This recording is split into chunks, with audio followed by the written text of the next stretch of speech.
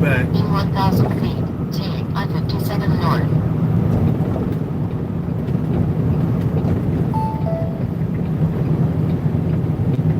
Yeah, first day back.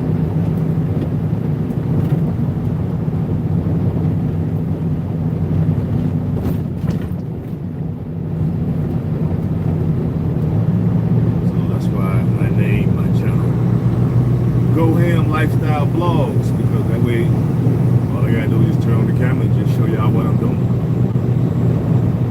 Ain't gotta be no particular special content. Somebody's In asking. 1 mile, take exit Yesterday. 346, 167th Street. Do I still have footage from my vacation slash business travel? Like, yeah, I got plenty of footage of it. I just got privileges to go live, so it's like, why let me go live so I don't keep using up so many memory cards?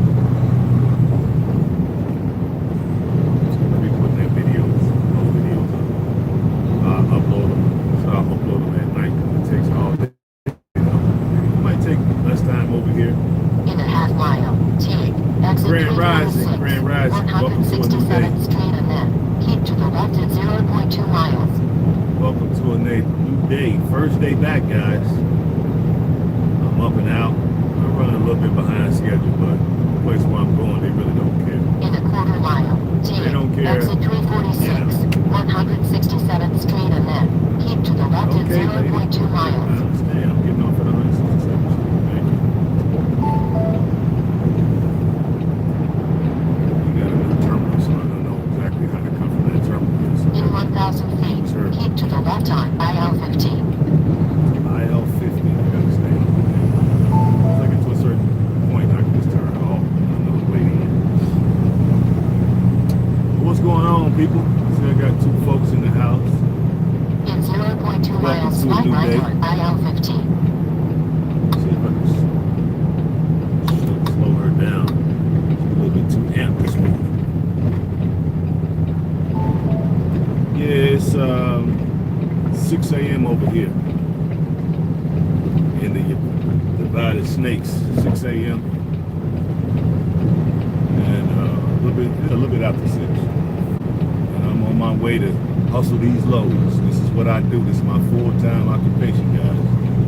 Chemical tank truck driver. I don't know what chemical I'm going to pick up today, but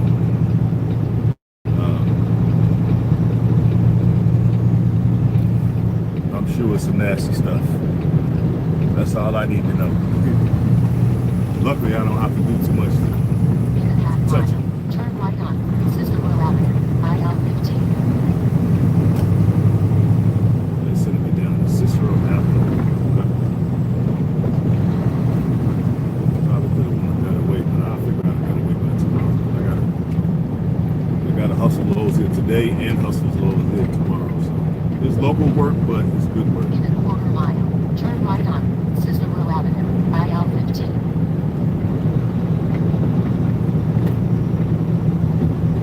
People left?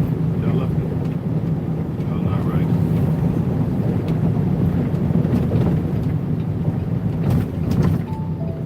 Y'all not right.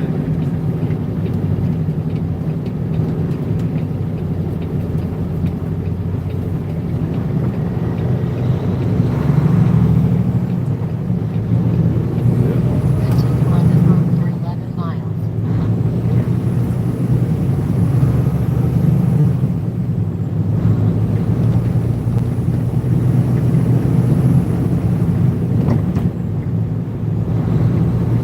Yeah, we rolling.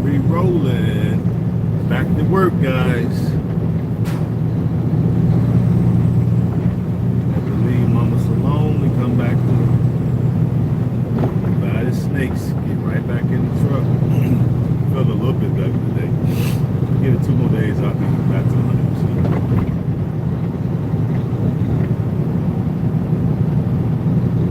Yep.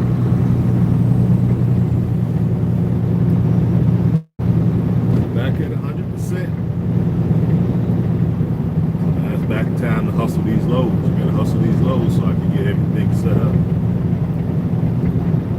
out to my 2 Cash App people yesterday. May God bestow peace and blessings upon y'all in abundance. Reduced ahead. Slow down. Change the speed limit change so often over here. It's ridiculous. But yeah, we got a couple Cash App folks yesterday, so appreciate them. And then got to appreciate my man Jason Lee, one of my guys from the south side of the Chi. You know what I'm saying? On that Patreon. Appreciate him. Hopefully he wakes up and see the light. Join me with this Back to Africa movement, because we were talking a different conversation a few years ago. Can y'all hear me fine? Let me know in the comment if you can hear me fine. I can't tell. I got my headset on, so can you hear me? Put a 1 in the chat if you can hear me.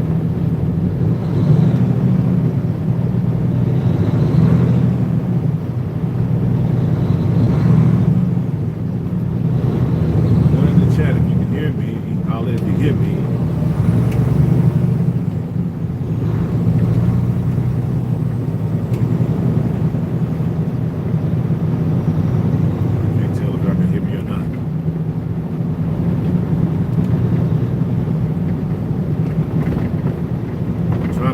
Y'all can hear me. Put a 1 in the chat if you can hear me.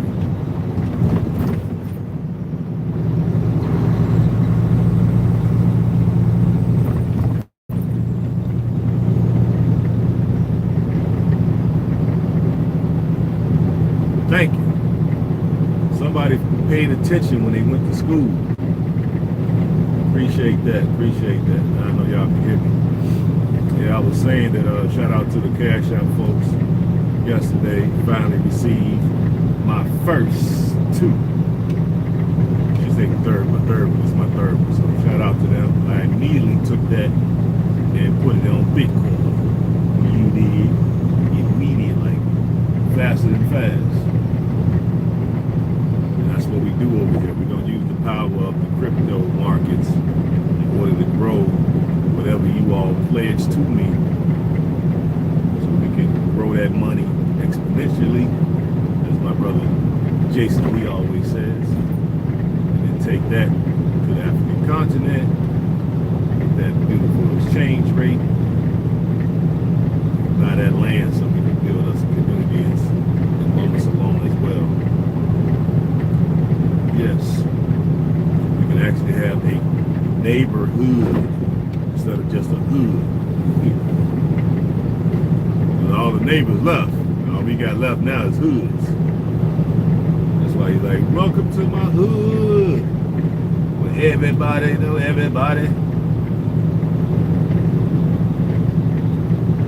Where you need a lawnmower for all these snakes. Yep. We want to have an actual neighborhood. Folks are actually looking out for one another. Doing for one another. We're coming to each other's aid and assist. My brother's keeper, my sister's keeper. We're gonna be practicing. That's my ideal community. We all investing as a group into projects. In order to do that, we need a like-minded set of people who are willing to come up off some freaking money. Because people, they all about the revolution until you start talking about money. Rah, rah, rah, rah, rah, rah. You know what I'm saying? The dominant society, you know, these supremacists. Yeah, but soon you start talking about, oh, we're gonna have to fund our own liberation. Oh, back on up from that. Start doing the moonwalking in Calabasas, as my man DDG says. That little brother. Shout out to him.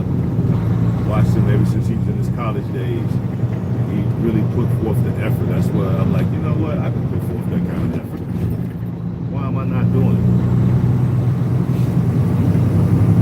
So that's what I'm doing. Put forth effort. So that's why I named lifestyle blog, so that way you can just see what I'm doing. I'm an over-the-road trucker, OTR. And I'm gonna start learning some of these trucker terms, even though y'all not in the, a lot of you all are not in the trucking business. OTR, over-the-road trucker. Over the road. That's what OTR means, over the road. So basically, I live on the road.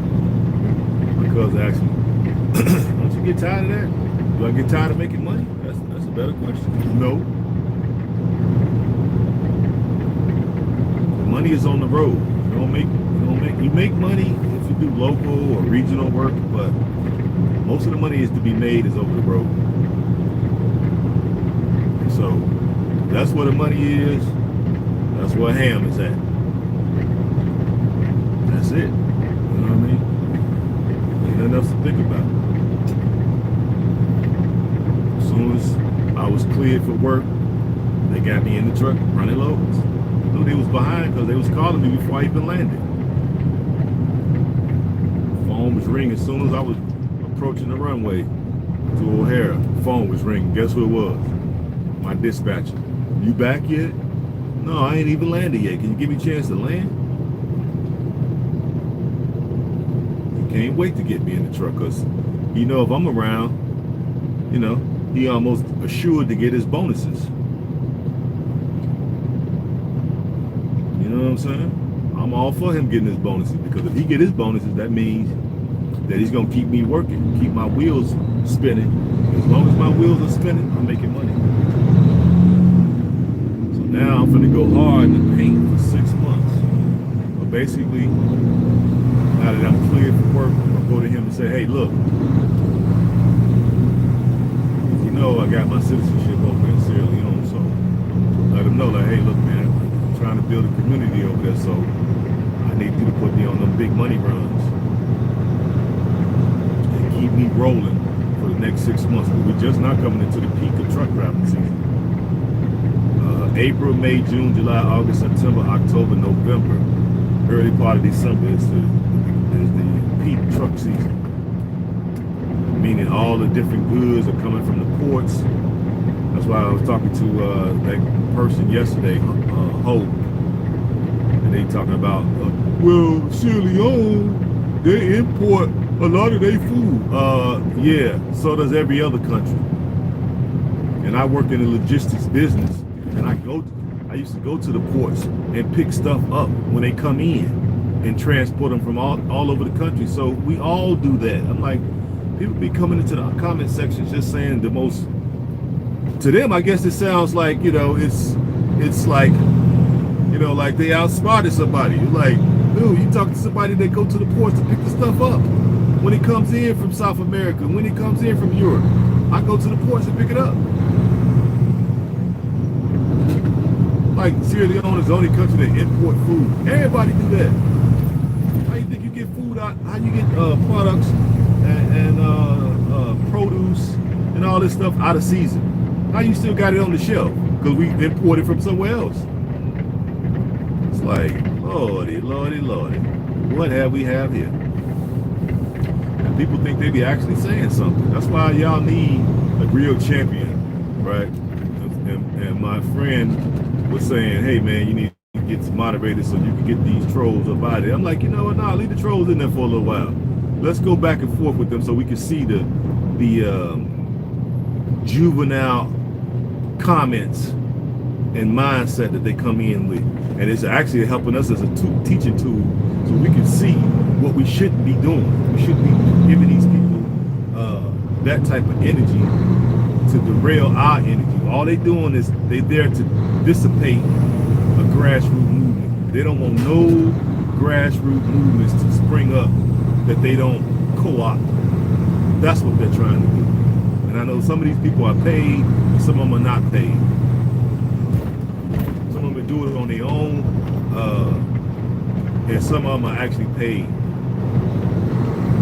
But the fact is, I keep telling you all that, so at least we know that we have these type of people out here, and their whole job is to derail or dissipate the energy of a grassroots movement. That's what they're there to do.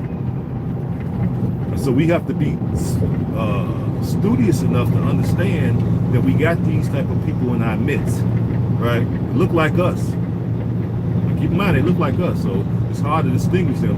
How you distinguish who's who is by the things that come out of their mouth. When they come with these off-the-wall arguments, they start to give themselves away, that they're not for the movement. Yep. That's why I let that person stay in so long and kept going back and forth yesterday with them, because it shows exactly what I'm saying. So it ain't like I'm just making some stuff up. You can see the comments that person was making. And then every time I challenge them to do, well, what are you doing? Since what I'm doing and what I'm proposing, it don't really make sense. It's kind of how you're putting it. Well, what are you proposing? What are you doing? Never got an answer to those questions. And then at the end, you know what I'm saying? I was like, hey, I chopped it up with you all this time. How about contributing a pledge to the movement? Oh man, I'm broke.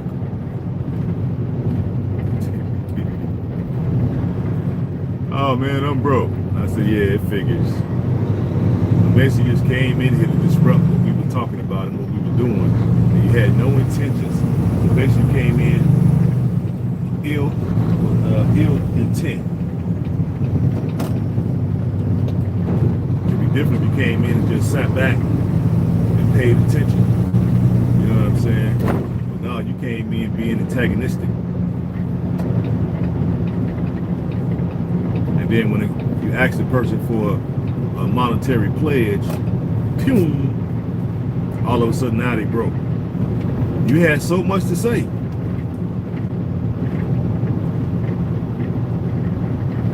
You know what I mean?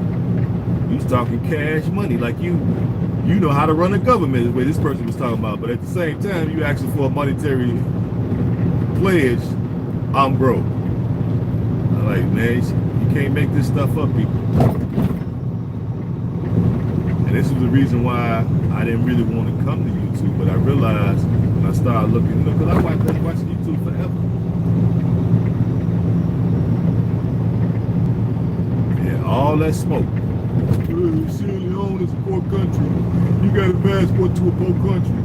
Well, here you is, you can't even donate. You poor. You see what I mean? You got a passport to a poor nation. Yeah. How about donating to the liberation? Oh, I'm broke. You can't make this stuff up, people. You can't make this stuff up. That should be a freaking. I should treat that as a show. Person talking like they can run a government, and then when you show them, hey, look, I got two passports. Oh, that ain't nothing. You got a passport to a poor nation.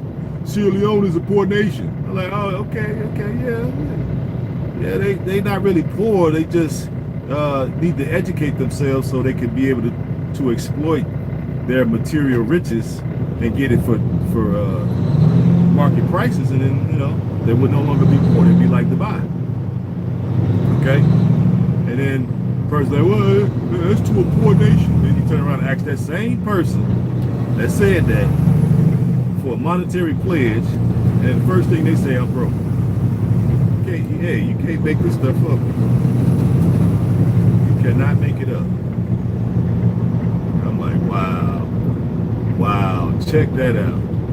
And this is what I like. I like that kind of back and forth, because one, it strengthens my argument, and then we get to see when these type of people do approach our grassroots movement, we should be sophisticated enough to start recognizing how they come. They come antagonistic from the jump. They don't come in, hey, how you doing? Like what you're doing. They have no suggestions on, okay, how we going to improve things. If it's a poor nation, then what's your suggestions, sir or ma'am, on how we going to improve conditions in this nation, since we all care about our peoples? What's your ideas? What's your plan? Right? What are you implementing? What are you executing? Never get any of those type of answers. The only thing you don't get is criticism on what you're doing. But they're not doing anything. It's the equivalent of throwing a rock and hiding your hands. So I want to lead them in the comment section, So it can help us to be able to discern when we see these type of individuals, so we don't get sidetracked or derailed from our grassroots movements. And this is worldwide. This happens to us in worldwide. I'll show y'all what I'm seeing.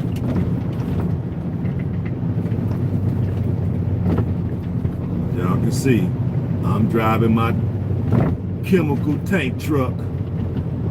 You did. Got my fire resistant uniform on. I have to buy my own uniform since it's my company. You know? But yeah, so my thing is, we don't need the whole world. I said, what are you doing? Oh, I'm trying to save the 36 million descendants of slaves. I'm like, well, why are you over here? You should go over there and get busy saving them. Go save the 36 million slaves, or descendants of slaves. Why are you over here? I don't want to keep you from that valuable work that you're doing. It's the same person said they ain't got no money. Like you really can't make this stuff up. So I think I could make it out of a show. Who are the dumbest trolls? Okay, who wants to be the dumbest troll of the day or the week or whatever? Like the donkey of the what was it? Donkey of the week over there with Charlemagne the God on Breakfast Club. We're gonna have the dumbest troll of the week.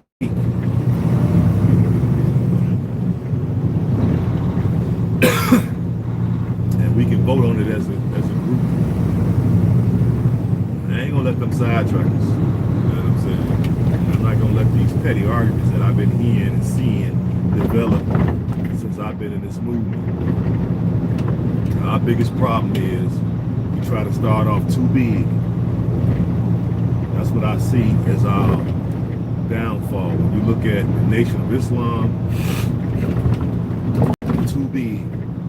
The UNIA, too big. The Black Panthers, too big. Because they were so huge, it's easy to allow infiltrators into your midst. And then you elevate these infiltrators to leadership positions. And then what they do is, once they get leadership positions, they start doing saboteur type of things.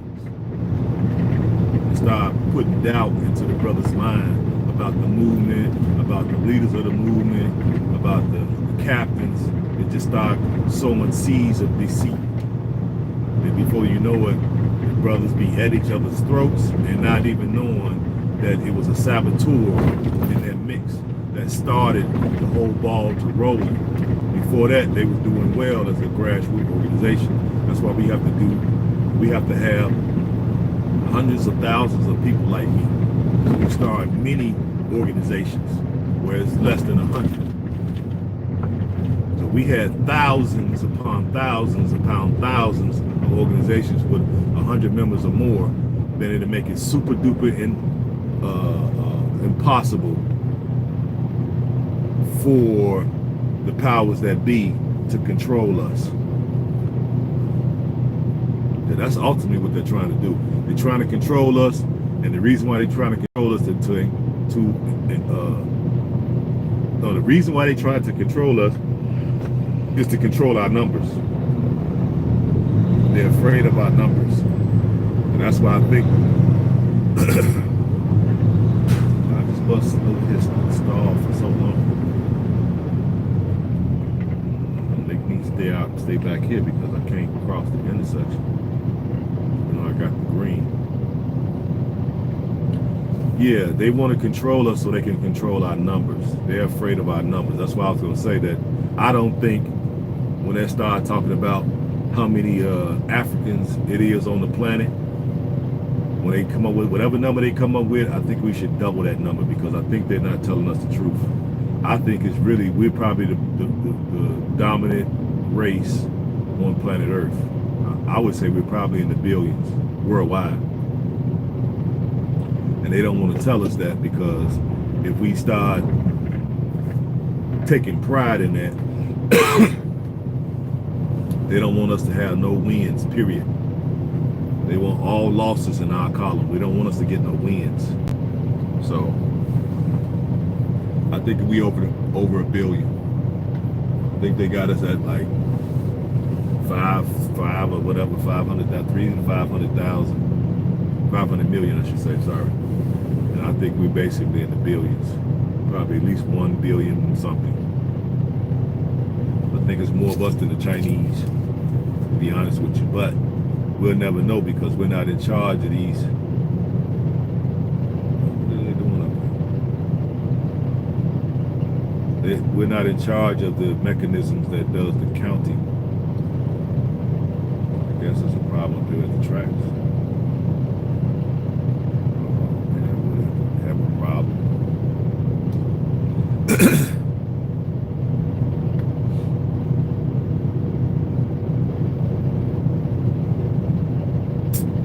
Man, I guess I could go down to Pulaski, couldn't I?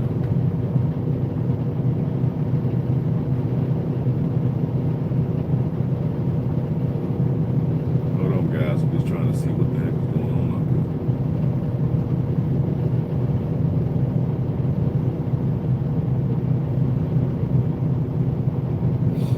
Well, I don't know. Look like I might have to take an alternate route because they've been waiting there for a minute as I was pulling up. I was noticing that.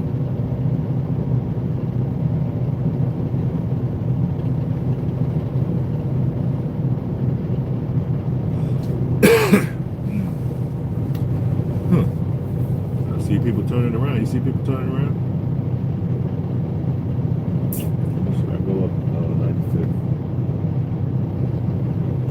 I don't know if I can take Pulaski on 95th. I think I can, but I'm not sure.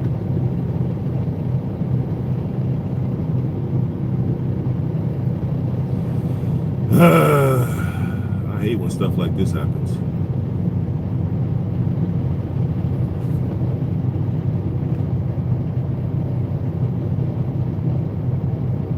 Really, I was supposed to be turning down at 79th Street.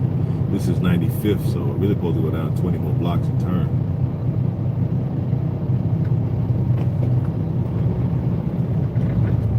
The lights is still down there blinking for the railroad tracks.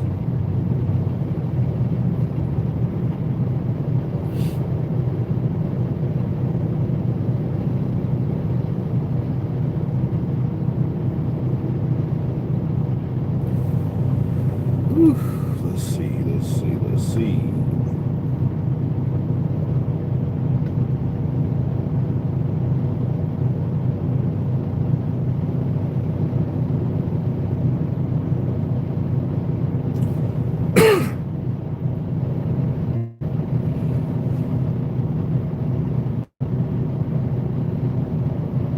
That light, it's not changing, guys. See everybody turning around. Let's chance it. Let's see. Go ahead and turn.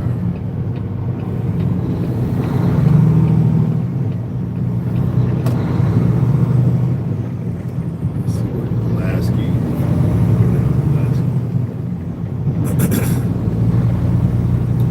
Because the way the streets work in America, for folks who don't know, some certain streets you can't go down as a semi. So if you do, you run the risk of getting a ticket. Those tickets are about 175. They might be more now. You know how green the state is, city or whatever. We shall see if I can go down the last one. If I can't remember. It's been, like I said, I'm just not getting back, guys. So I don't know. Most of this stuff I know like the back of my hand, but I can't remember because I've been gone on vacation for so long. Mama Salone, you did. Yeah, but we got to watch out for infiltrators, paid and non-paid. I'm gonna keep saying that because a lot of folks don't understand how they get down. Their job is to dissipate the energy of any graduate movement, especially if they can't co-opt it. As they go 2.5 miles. Turn left on Southwestern Avenue. They got to turn down Western. So I have to go all the way to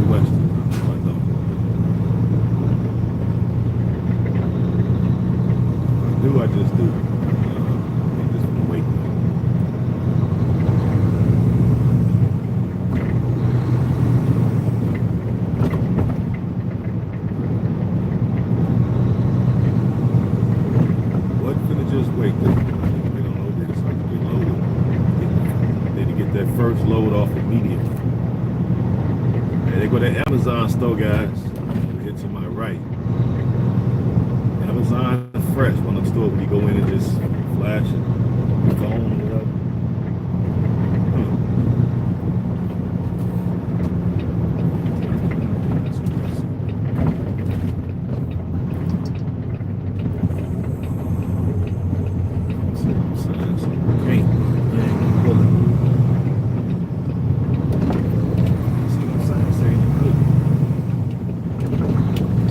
Safe and sorry. We're going down.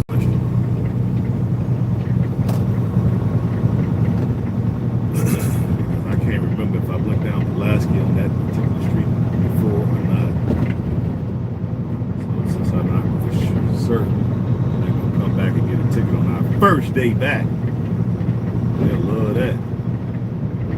Brazilian Jiu-Jitsu. I used to take Jiu-Jitsu, guys. I wish I could go back to it, but man, that's a really tough art. I'll try to get back in the truck. I'll be so doggone sore. Couldn't even work. That's why I had to let it go. Y'all get me out of this truck. Definitely gonna have a boxing club and dojo in Sierra Leone. I think we ought to be the best fighters on planet Earth. Kickboxing, jiu-jitsu, judo, boxing, Muay Thai, wrestling. We should be the most elite fighters on planet Earth. So I want to bring about that type of scenario. I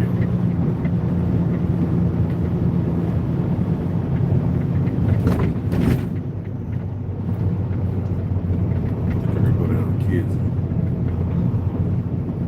Where it's going down. Western ain't but a few more miles over here.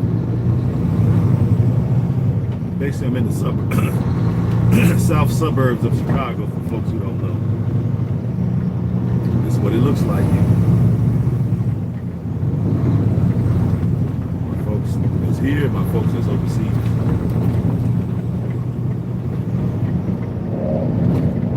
That's what the south side of Chicago looks like. Stay in your lane,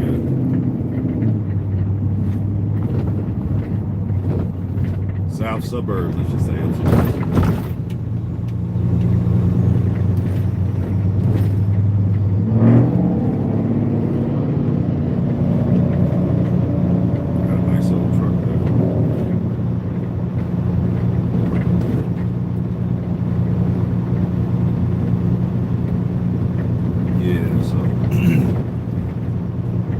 More people, guys, join the movement to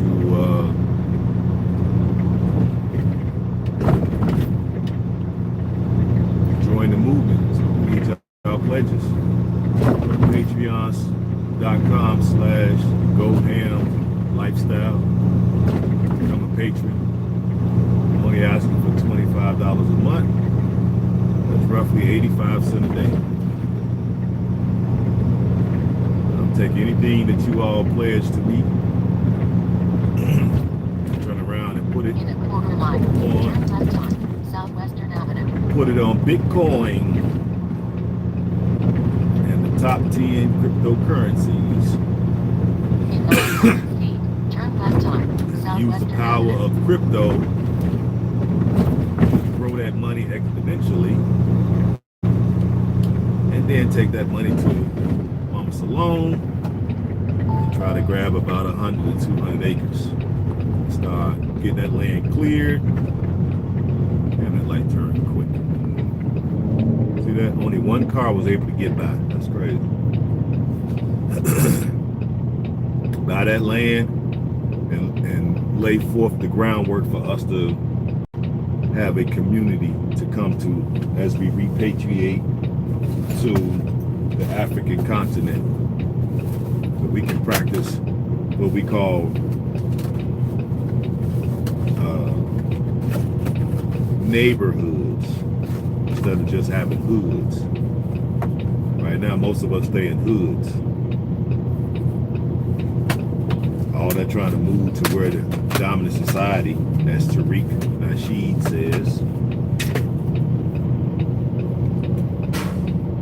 we always try to move and be around the dominant society. Why do we do that?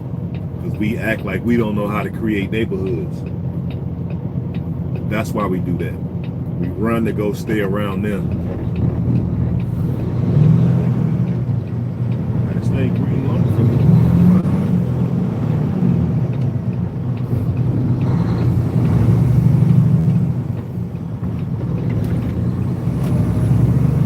To the right. Folks trying to pass on the right. Signal off. So yeah. In 2 miles, turn left on West 79th Street. We go and try to stay with them in their neighborhoods that they created. Why don't we create our own neighborhoods, right? And exclude people that we don't want. You notice, you see this neighborhood? This is a neighborhood here. They got their own businesses, right? Same thing we could do. Have our own neighborhood with our own businesses. And we all shop with one another. That's why their neighborhoods are so wealthy. One of the reasons why. And the fact that they have generational wealth that was passed down, that was continuation from the slavery era. They was allowed to keep all that money, grow that money, and then pass it down to their descendants. That money from slavery is locked into their communities. That's how it is so easy for them to get fast food joints and this type of place and that kind of place built, because that money is locked into their communities. We don't have such mechanisms locked into our community. So in order for us to have that, we got to create it. And we can. All we need is a model. We need a model to mimic. That's it. We can use a model as a template, and then we can add and take away as we see fit. But somebody has to be the catalyst. If you look at any of these places, one person started these cities and towns and villages.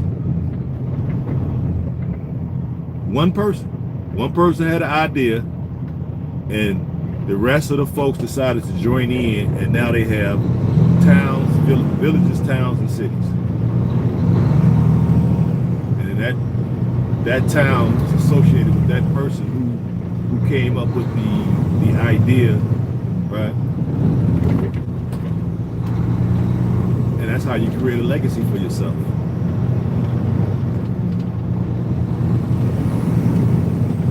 How do you create a legacy for yourself? Are you going to be remembered one generation from now? Let alone 7. You know what I mean? What are we doing for legacy? What I'm getting from folks, people are not doing anything. I don't even think people even have the conversation on legacy.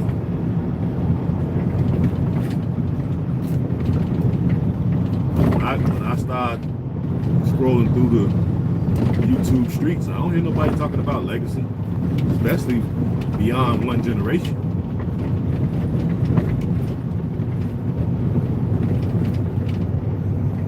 I think I've been up under here before, but this is a low viaduct. I drive a tanker truck, so I can pretty much get up under almost every viaduct. If I was driving a regular truck, I'd have had to 13.6, so 13.6. I might have been able to get under there with a regular truck, but you can see the top of that viaduct got some chips missing out of the concrete that let you know that some truck hit it before. Yeah. So how you create a neighborhood, folks. One person has the idea, like-minded folks join in, right? And then the stores, like all these stores you see, people should be living in this area who had these stores. You got the Taco Bell right there. You got the CVS, the dollar store over here. You got the gas station over there. That's some individual own that gas station. Some individual own that Taco Bell. Okay. This little strip mall right here. Some individual owns that market. You got Nick's right here on my right. Somebody owns that. So when you create your neighborhood, you put your businesses in that neighborhood. People from the neighborhood are the same ones that have the businesses. That's what I'm proposing to do. And then people from your neighborhood will shop at your business. That way you will always be in business.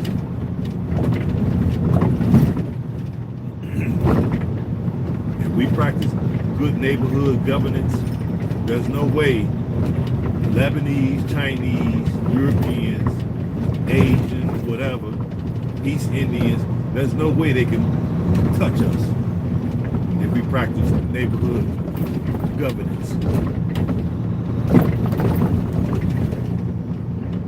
This right out here is 14 feet. We'll get up out of here with nobody. You see the chip right there, all them chips right there, that means trucks have hit it.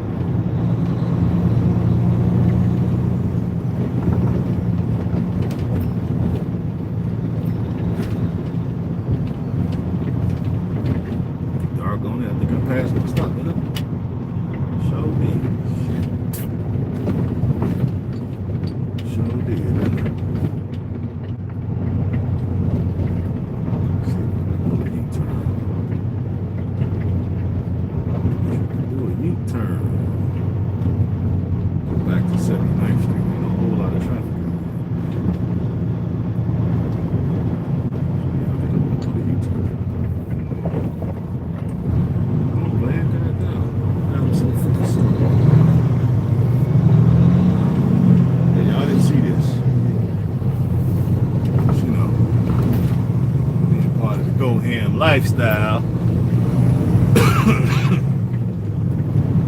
Sometimes we have to pull a U-turn.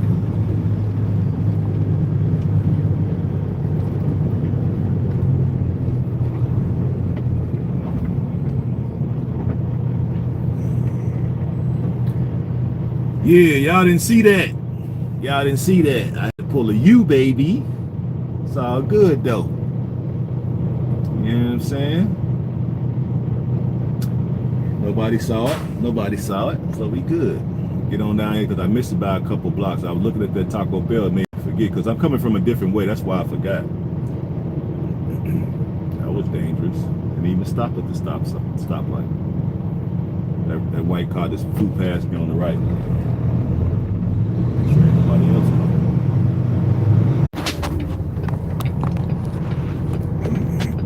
I don't know what happened, guys. Just shut down. I guess I wasn't really saying nothing.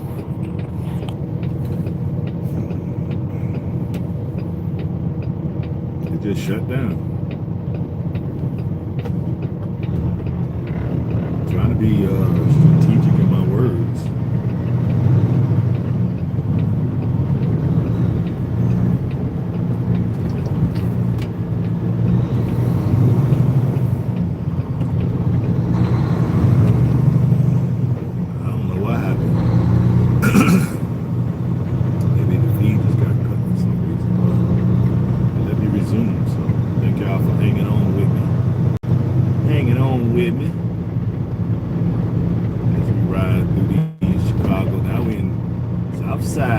South side, Chicago, south side. But yeah, guys, who all wants to be, oh, let me take that back. I gotta realize they don't want me saying that. Let's say, what is your nationality? You know what I'm saying? What is your nationality?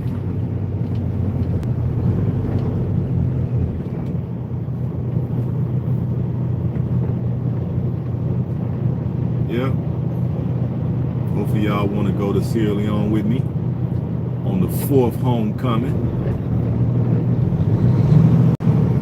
It's in December, end of December, basically. We're gonna be there for about 13 days. You're gonna see all the cultural exhibits, museums. You're gonna go to the different slave dungeons on the islands. Wait till this person go by. In order to do that, you have to prove through DNA testing that you share DNA with one of the 15 tribes that's in Sierra Leone.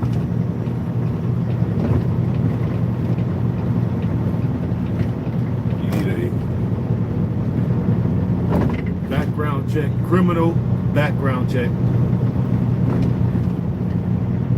and you need a passport with at least 6 months on it. You need 2 references, a business reference and a personal reference. Basically, somebody just to vouch for you. Oh, John Doe is a good person, right? He never stole my $5.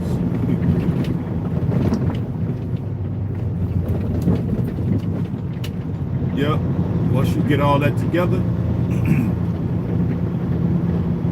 can email it to me, gohamtrucking.com. Goham. Let me check that back. gohamtrucking@gmail.com. gohamtrucking@gmail.com.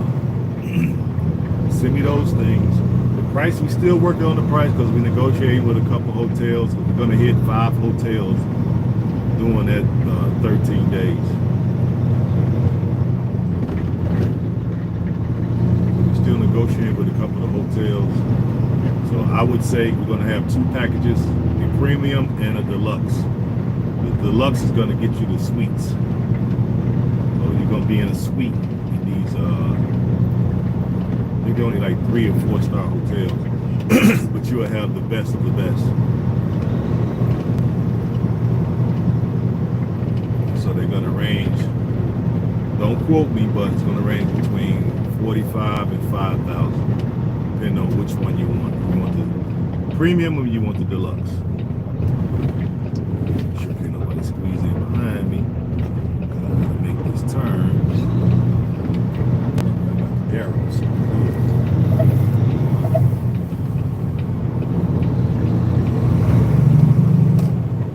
Yep. So who wants to go? Who wants to go? Who wants to go to the 4th homecoming? Who's eligible to get their citizenship from Sierra Leone, or have it restored, I should say.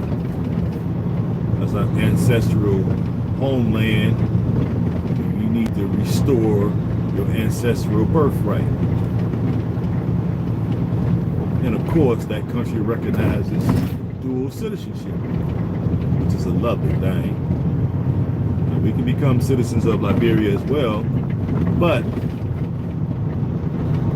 to my knowledge, they don't recognize dual citizenship. So maybe we have to work with them to change that.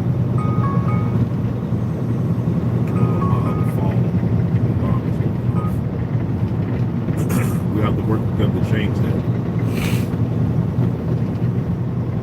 All right, so getting a little better. I feel a little better today.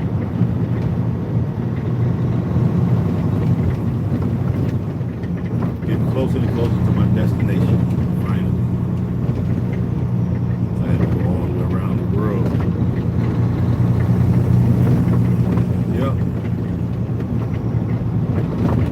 Yeah, y'all go to the cash app. I prefer the cash app. People are like, oh, you should set up the super chat. I don't want to set up the super chat because, from my understanding, YouTube takes 40%. You know, I ain't knocking their hustle, but we're trying to build a community. Okay? So I prefer you guys go to the cash app. $RAKIN KHALIQ. $RAKIN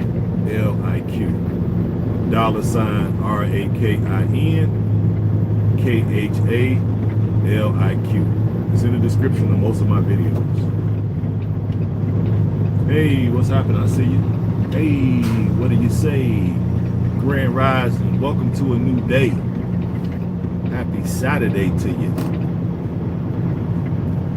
Your boy back at the J to the B to the J to the O to the B. And I'm doing local work today because I'm basically got cleared for work through safety as of yesterday afternoon. So the only loads were left were local loads, so it's cool. Brother on broke, so it's a way for me to make some money. It's easy work, nothing hard. Just really got to get this first one out the way, grab the second one, then I can just kind of relax a little bit. This is what I got to do. I got to bring the truck right through a neighborhood. I don't know why this place don't move somewhere else where it's in some type of industrial park. I have to literally bring a big A truck, big butt truck through this little narrow neighborhood. Just to get a chance to see what the neighborhoods look like for my international people. I'm on the south side of Chicago, guys. This is what it looks like, in case y'all didn't know.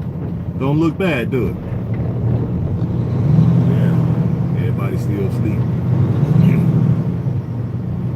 Ruckers don't start until after 12. By that time, hopefully we'll be one and done, and then we'll be coming to get the second one.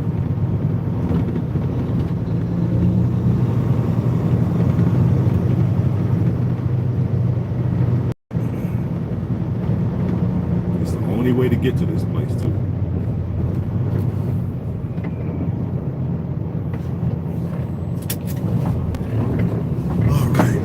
Here we are. Tank trucks only. Y'all see that sign?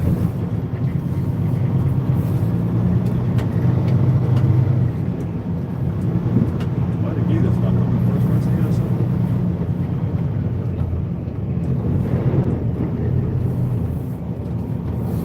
Can't be the only one here.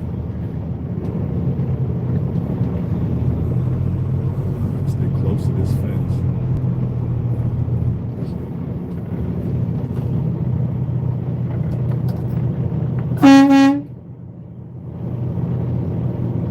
Y'all hear that horn, right?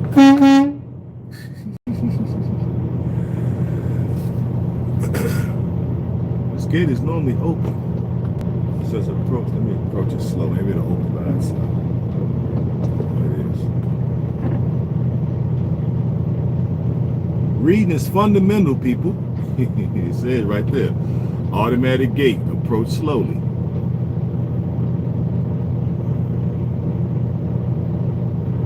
Normally he comes up out of the office and meet me, but I don't see him. Hopefully they came to work. I didn't even see no cars in that parking lot. So maybe they late. Maybe not late. Shit, I'm late. I'm supposed to have been here at 6 or 7. I wonder if the truck here.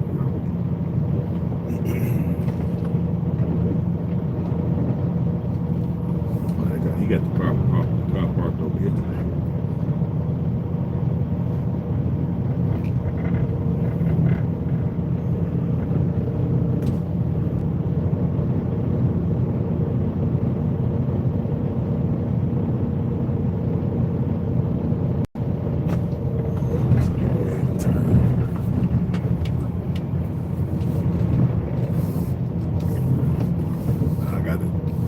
Creep along this pipe.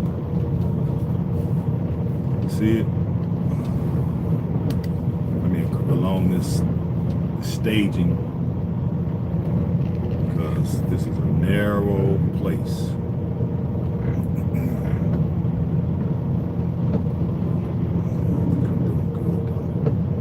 The closer I stay over here to this stuff to my right, the better off I am to clear the left side here.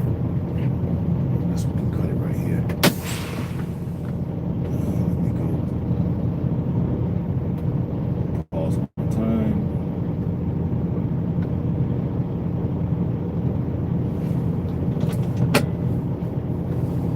And let me take this paperwork into him so he can start.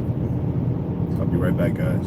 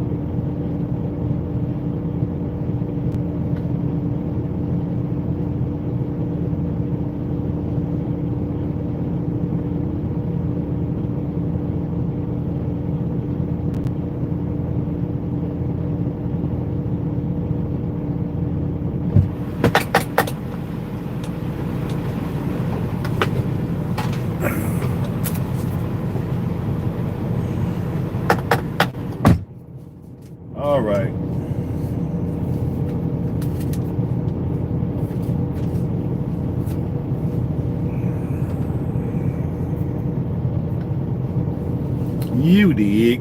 Got my hat on. There's a brother man working today, so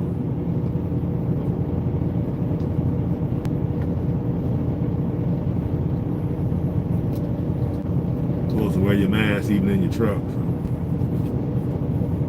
I guess I gotta take my helmet off.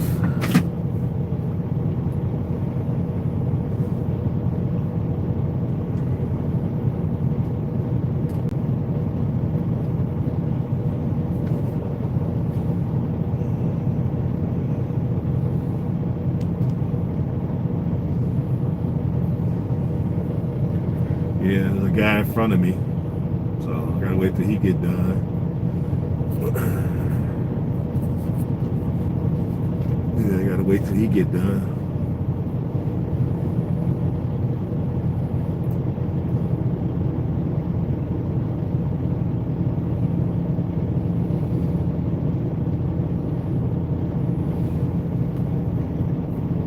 I'm gonna take this mask off. Unless he say something, I ain't gonna say nothing. Brother probably ain't gonna say nothing because it's usually a couple different Hispanic guys. This is the first time this is the second time I've seen him. Oh, maybe them guys quit or something.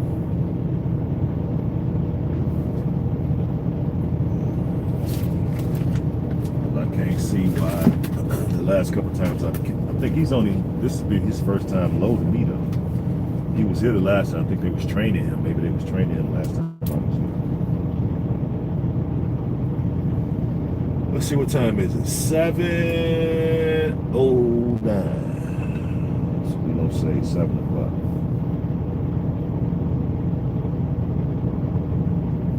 I'm just doing my paperwork while we're waiting on him to finish up.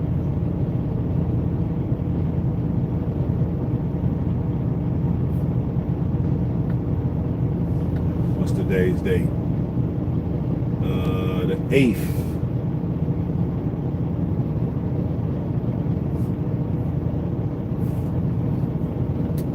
Today is the 8th.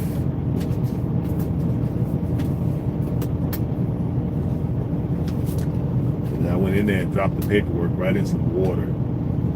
Show you, like, oh my God, you know, now it's wet.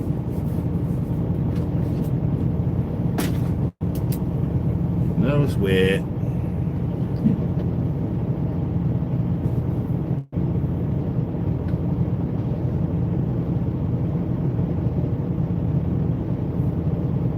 Get done with this truck, then he can get me in. And I think me and this guy going to the same place. We could be going different places, I don't know. Because these factories like this be having multiple contracts with multiple trucking companies.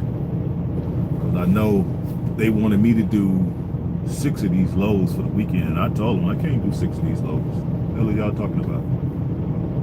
I can't do 6 of these loads. Because it's other drivers that be, and that's why this is the exact reason why I was saying that. It's other drivers that be coming getting loaded here, so how am I gonna do 6? Oh, he's gonna pull out, then I'm gonna pull up. Oh, good, at least he came at the right time. Hold on, guys.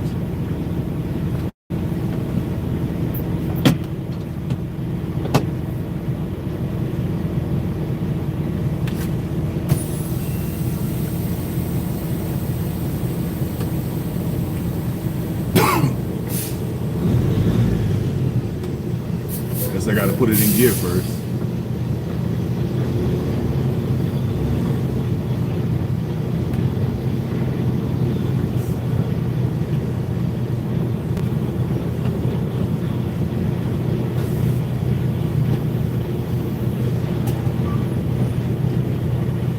Oh yeah, I'm doing good on the left.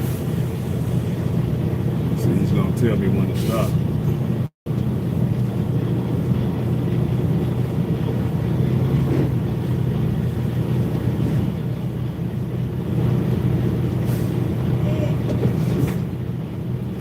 I did good. Said, oh. Perfect.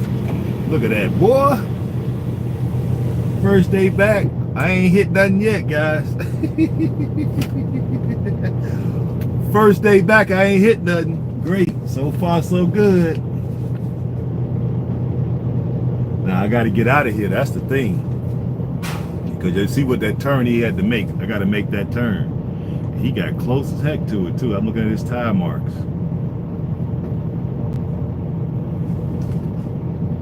Yeah, we got to swing way out. But the last few times, I've had no problem covering it, so we see. I've been here maybe, how many times have I been here? I've probably been here at least 10 times.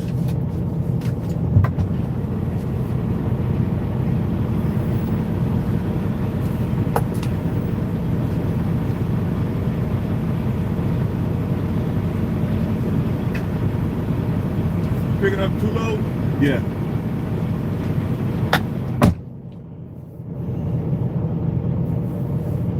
Yep. So at least he know I'm picking up too low, so that way he don't run out of here. On Saturday, they be trying to get up out of here.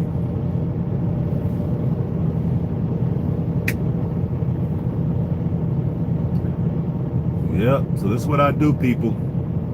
That's why I named my channel Lifestyle Blog, so y'all see your boy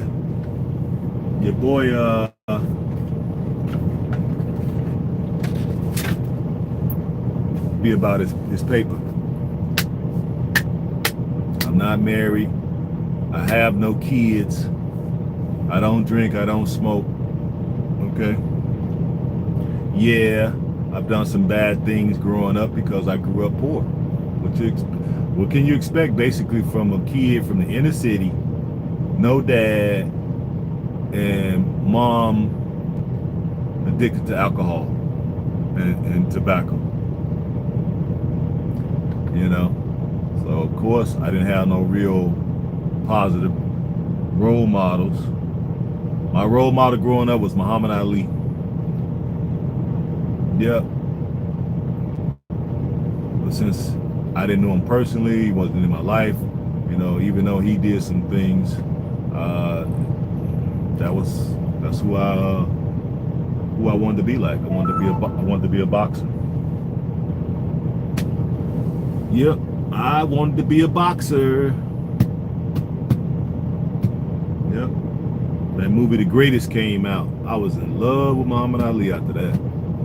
I wanted him so bad to be my dad.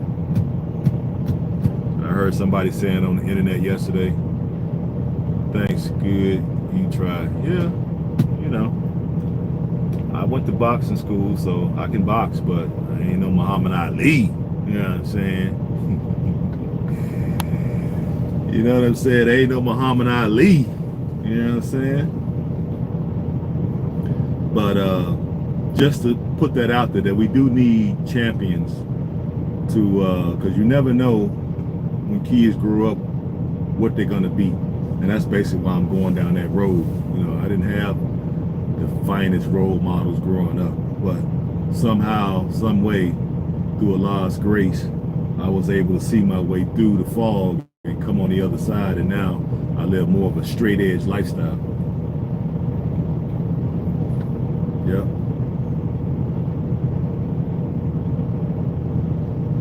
And that tends to work really well, especially when you're living in divided snakes. When they see that you on point, you don't be making excuses, and you conduct yourself with discipline, people tend to just stay clear of you.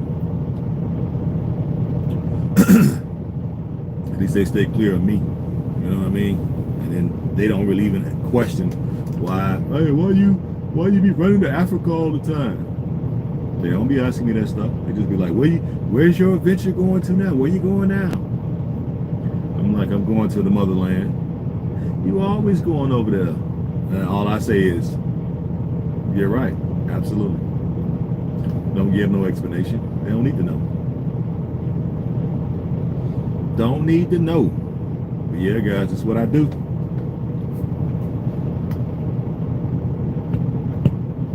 Over the road trucker, OTR, baby. Go Ham Trucking. That's what we do. So now we want to, my bro, what is it? I hope you, what was it again? Come to Sierra Leone. We need ideas. Yeah, I'm there. I'm coming, man. That's why I'm here, you know, because this is where the money is right now. But I'm hoping to bring some good brothers and sisters over once they find out their DNA. And we're going to be working as a community along with our local and continental brothers and sisters to build a better Africa. That's the whole plan.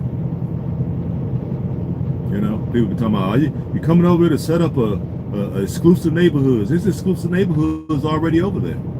There's exclusive neighborhoods everywhere. So that's not it. It's about having a functional community where people are working together to make sure that their the economic dollar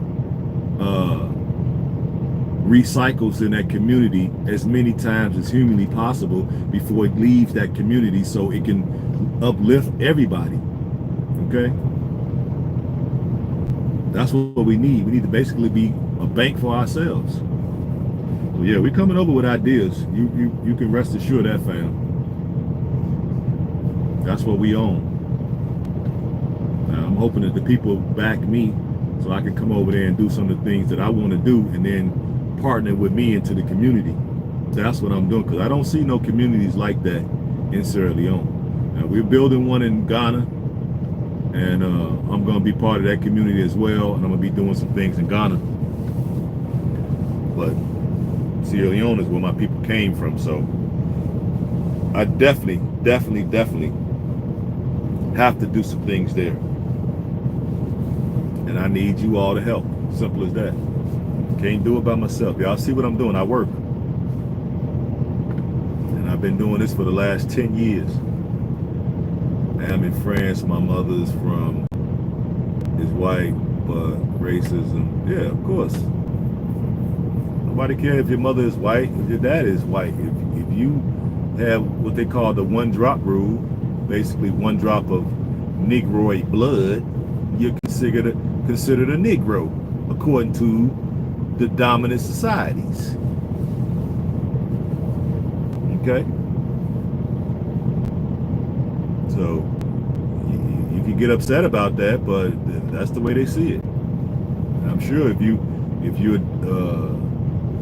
not of light skin or pale skin, then you're gonna get treated differently, which I'm sure you already know. You know, but you know, we got love for our light-skinned brethren, as long as they have a Africa first mindset. You know. Well, yeah, man, I'm waiting for you to come to that Cash App too, bro. I ain't forgot. It's $RAKIN KHALIQ.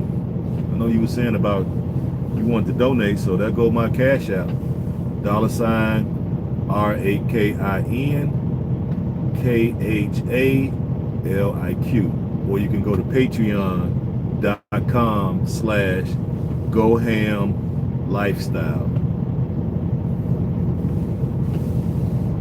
Anything I get, I turn right around. Any pledges I get, I turn right around and take them and put them into the crypto market.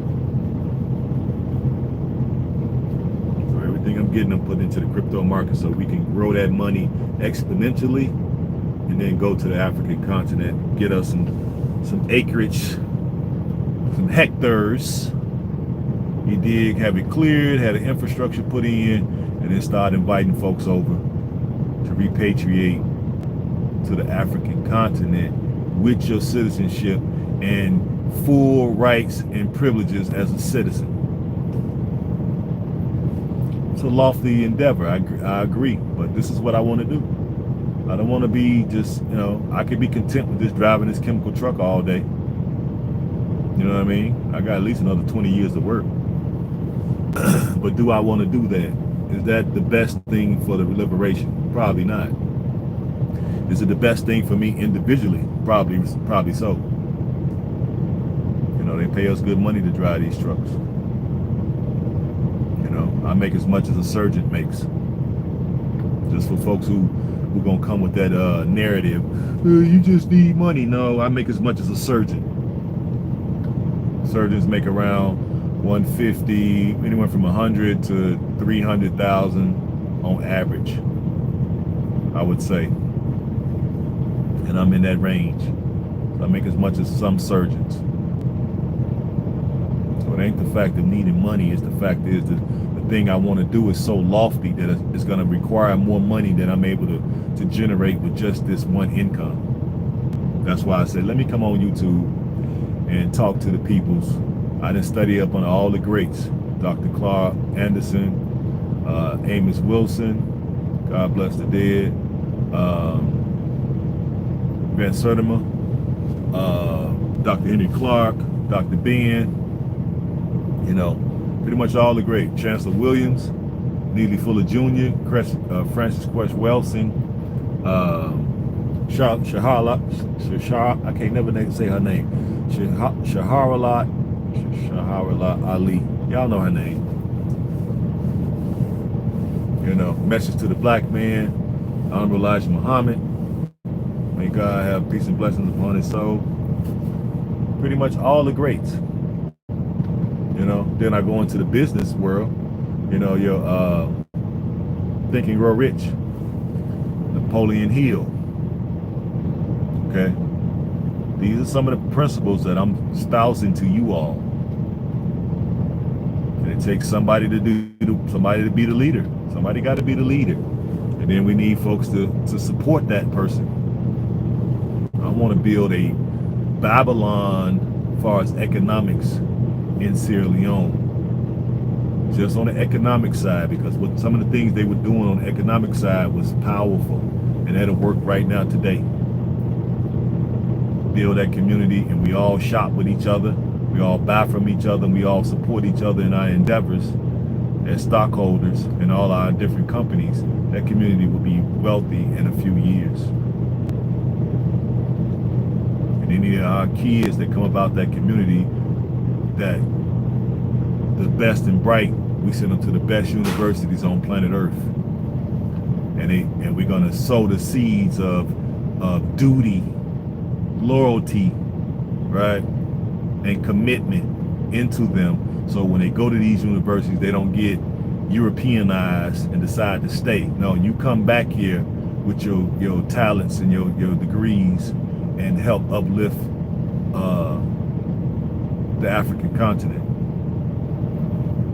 So these kids, because I'm noticing these kids that are bright from the African continent, they basically tracked into a different set of educational curriculum, and then they are plucked out of the society and sent to Europe to go to Oxford and Cambridge and all these other schools, and bring them over to America, to Yale, Harvard, you know what I mean, Brown, Columbia. And then once they get over here and get a taste of this type of lifestyle, then all of a sudden they don't want to go back and uplift their people. Basically, it's called brain drain. We need to stop the brain drain. And the only way we can do that, we have to be a community with cash. We gotta have money. We have to be the ones who send these kids to those schools, so they're obligated to do the will of the people out of duty, dedication, and honor. Yeah, that's what we got to do. I believe you. Let's see. I believe you, me. I have my company in Guinea and Sierra Leone at work with Total, but we need more. I don't know exactly what that is. Yeah, that's a good thing, bro. Whatever you're doing, keep it up. Just that we need more people doing it. You know, we need groups of 100, to be working in concert together for the embedment of that group of 100, right? To provide jobs from every industry.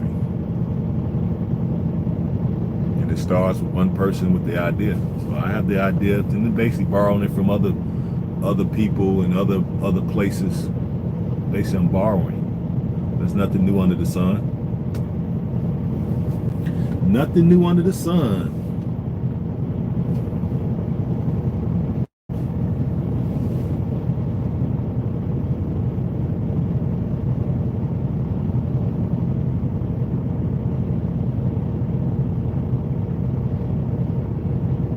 Yeah. Well, I need y'all to go to that Cash App, guys. I'm looking at my other phone. I haven't received no Cash Apps today. I've been on almost an hour and a half. Again, the Cash App is $RAKIN KHALIQ. Y'all got to contribute to the what I call the liberation. We got to fund it. Ain't nobody else gonna fund it, guys. I don't know how y'all think we're gonna get stuff done. We only gonna get stuff done by working together. Okay? If you notice what other communities are doing, that's what they do. That's why they had a little Knights of Columbus, and they had a little Rotary clubs and Lions International. What do you think those clubs is doing? They're working together for the embedment of the group. That's what they do. They meet in secret. They're basically secret societies, and they get together. The ones with the money, the ones with the brain power, they get together, and they coming out with ways of making sure that their communities prosper over other communities. And that's exactly what they're doing. Same thing we could do, but we just got to learn to work together. You can't talk that rah-rah, you know, I'm for my people, but then you don't give up, you tight with the purse strings. No revolution, no liberation is going to be able to be gained with no money. I don't see how we're going to be able to do it. And when I study the greats, that's what I see as one of the things that they didn't really push much. They didn't really push the money aspect. They preach unity, togetherness, duty, race loyalty, race first. They preached all that, and all that is good, definitely.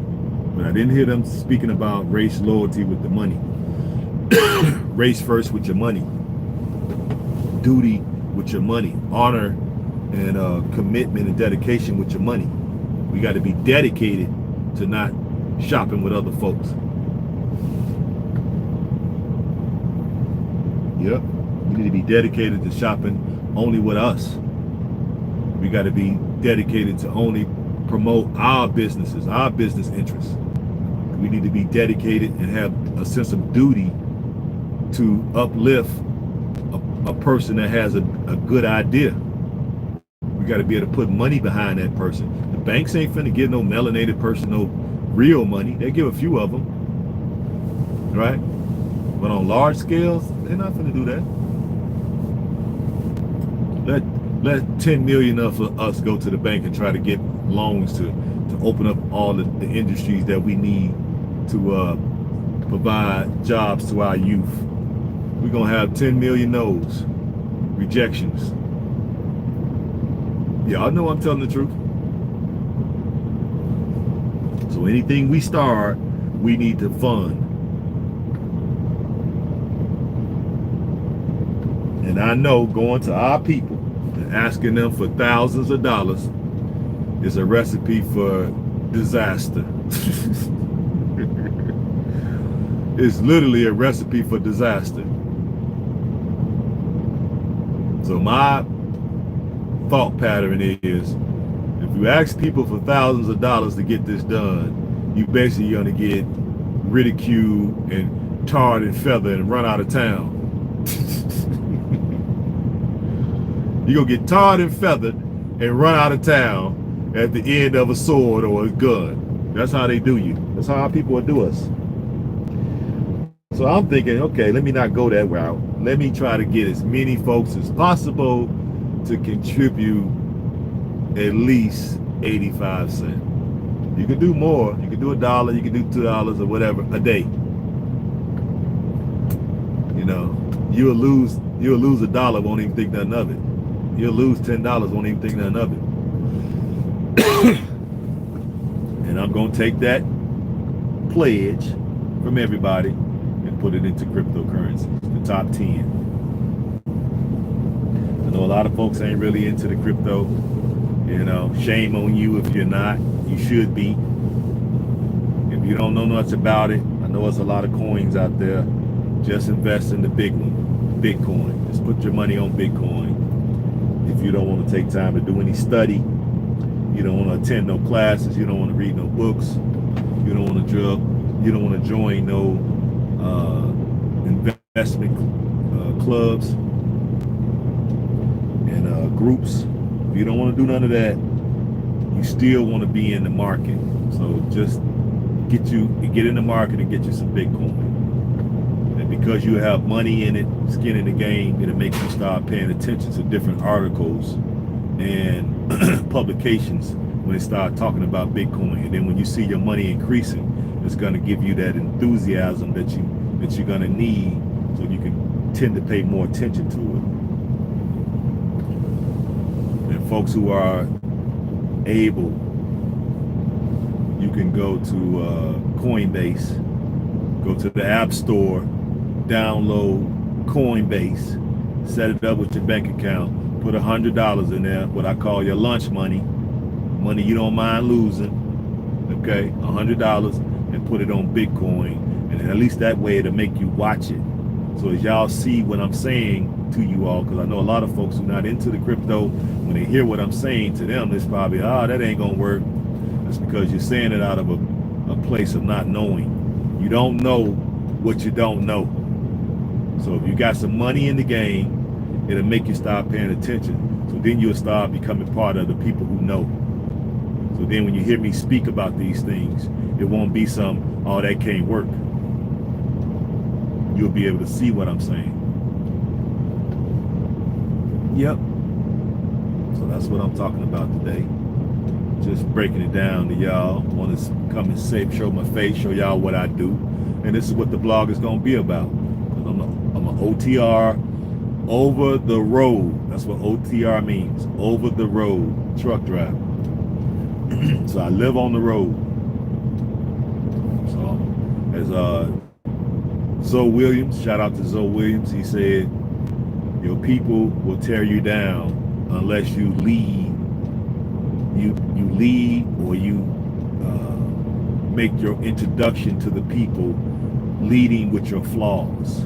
So you have to lead with your mistakes and lead with your flaws to our people to get them to trust you, which is the most insane thing I've ever heard, but it is the most profound thing I ever heard at the same time. So shout out to Zoe Williams for giving me that. So I hope you don't mind I'm borrowing that from him.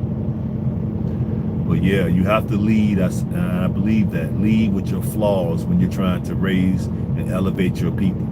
So I'm leading with my flaws and letting y'all know nothing and nobody is perfect.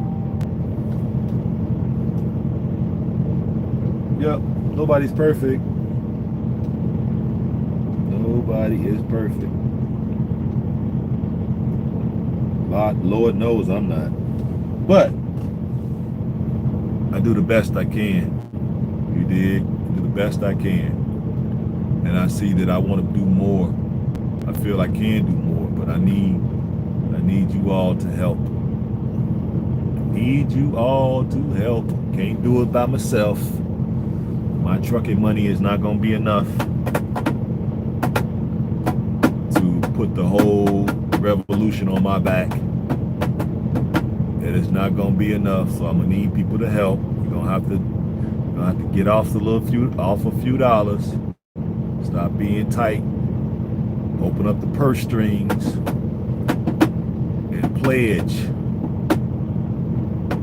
I think this would be a good fitting time to hit y'all with the Cash App again, $, RAKIN $RAKIN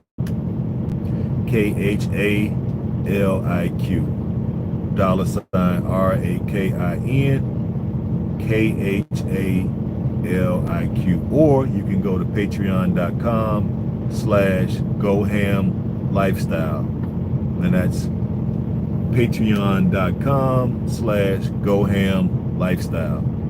Y'all stop being so tight. You dig? I see the other truck pulling in over there. I don't be doing. I think he's doing sodium ash. So he's gonna be loading sodium ash over there. I don't know what I think I'm doing. I don't know what I'm doing. I think it's non-placarded though, so that's a good thing.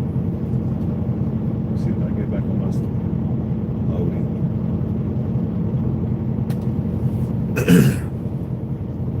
I gotta remember shit. I ain't been to work in so long, so I gotta remember what to do again. I was on the African continent for 31 days. Man, I missed it. I had a driver. I wasn't driving. I was just sitting back. All my shoulders and stuff feel better. But I had a pain right here so long. I guess because from holding the steering wheel like this, all this is tense. And I went to the masseuse over there, and man, that lady had the hands of the Lord. And I went I think I went 3 times within a week, and she got that pain about my shoulder. Shout out to that lady in the Gambia with the hands of heaven. I was like, can I take you with me? She was like, sure. I could fit in your luggage. I'm like, you kind of thick, baby. I don't think you're gonna fit in the luggage. You know what I mean? But yeah, we got to learn to take care of ourselves too. I need to hit y'all with the health speech too, because we can't go there and do the things we need to do over in the motherland if we sick. So y'all start eating more salads, start eating less red meat, maybe incorporate more fish into your diet, definitely more water, okay, more fruits, vegetables, seeds, grains, and nuts. Slow down on the red meat. Y'all should be eating pork, period. You eat pork, shame on you. Stop eating pork. Slow down on your red meat intake. Use more fish, more lean meat, turkey maybe. I know you're never gonna give up chicken, so I don't even talk about that. More water. Get y'all more rest and do some working out. If you don't do nothing but walking, you know, because we need y'all to be healthy. Okay, we don't want to be taking a plane full of sick people back. Everybody on oxygen masks. We're wheeling people out on hospital gurneys and put them on the plane, bringing them back to Africa. We don't want that. We want to bring back some healthy people. Y'all do what it takes. Start looking into some natural remedies. Do your supplements, because we don't eat. We got this nutrient deficient food, so we need to take in supplements. So y'all look into natural supplementation. I take quite a few things. Get you some sea moss, bladderwrack. Get you some moringa. Get you some chlorella. Calcium, because a lot of us don't drink milk. We lactose intolerant, so get you some calcium supplements. What else we want to get y'all? A lot of us got heart problems, so you want to get some apricot seeds. You might can order them online. Get some apricot seeds. It's good to help. It helps fight cancer and helps promote healthy heart function. See, I'm a wealth of information, man. Y'all got a real champion. Y'all just don't know. Y'all just don't know. Y'all don't have no clue. I'm that person in my circle that called me to ask me how to get rid of gout, how to get rid of this, how to lose weight, how to, you know, I got this ailment, I got that ailment. What can I do? I don't mind because, shoot, that's information I need to know. First thing to do is really stop consuming so many acidic foods. You have the pH balance. You have a pH balance that you need to maintain in the body. And when you have too much acidic foods, then the body becomes acidic. And then that's where disease likes to live. It likes to live in acidic bodies. So if you want to do more prevention, right? You want to prevent. So the best way to do that is make sure that the body is alkaline. How do you do that, Ham? How do you alkaline the body? You do that by taking lemons, taking some organic lemons, chop them up, put them in your water, put it in the fridge so it's chilled. And that will alkaline the body. You want to eat more foods that's alkaline base. Watermelon, cucumber, celery, broccoli, cauliflower, these things. You want to try to eat them as raw as possible. If you can, lightly steamed. Steam your veggies. Lightly seasoned, no butter. If you just gotta have butter or something with that texture, you can use 100% virgin olive oil, or you can use 100% virgin coconut oil to give it that consistency of butter. Y'all ain't ready. Y'all ain't ready for me. Y'all ain't ready for me. See, I ain't even hit y'all with the health yet. I ain't even hit y'all with the health stuff yet. You know what I mean? Because we don't want to be wheeling gurneys on the plane. I don't want to be wheeling 100 gurneys on the plane with oxygen masks, and we need 24-hour nursing staff to take y'all back to Africa. We want some healthy, functioning people to go back, because we got a mighty work to do.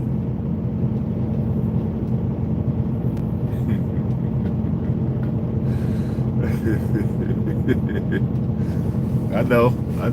Y'all didn't see that coming. I've been on the health kick for at least 25 years. At least. My lips are kind of dry. Because I'm fasting. But they say Allah loves the breath of the Muslim, the believer that's fasting.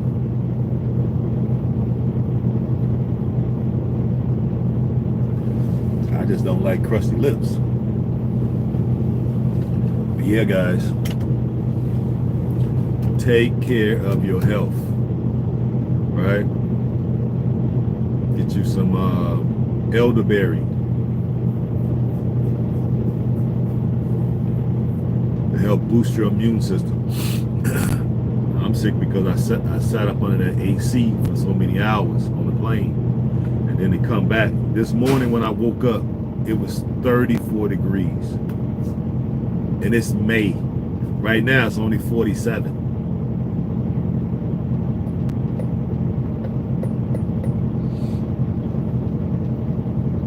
Yep. It's cold. Freezing. 32 degrees here is freezing. It was 2 degrees above freezing this morning when I woke up. Just to show you the difference. Where when I was in the motherland, it was at this same time during the day, it was almost 80, 90 degrees. So you got to come back to this cold climate. Of course, it's going to make you sick. It happens almost every time. I think the last time I came back, I didn't get sick, but the time before that, I did. And that same thing, runny nose. A lot of splat. Let me put some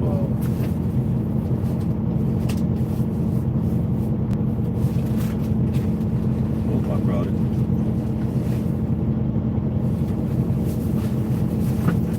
Yeah, merch coming soon too, guys. It might not even be in here. My Vaseline. Oh, that's in here. My bad. Yeah, merch coming soon, guys.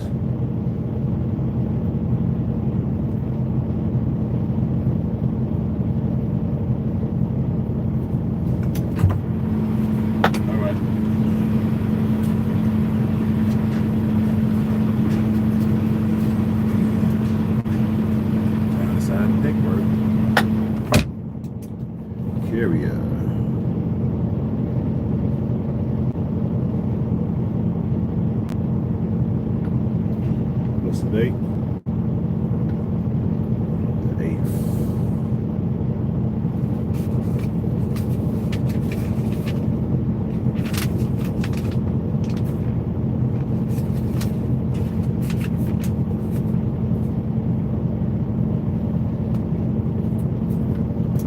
I'm supposed to sign this first one. Yeah, I've been blowing my nose so much that my face right here is raw.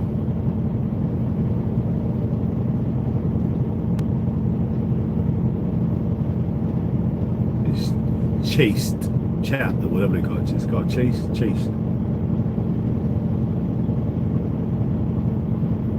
That feels a lot better.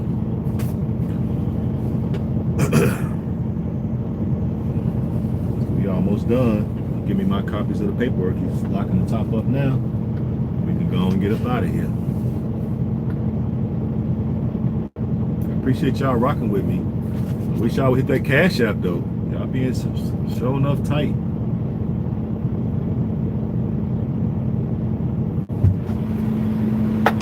Sign that first copy, right? First two. All right, see you in a bit, man. Okay.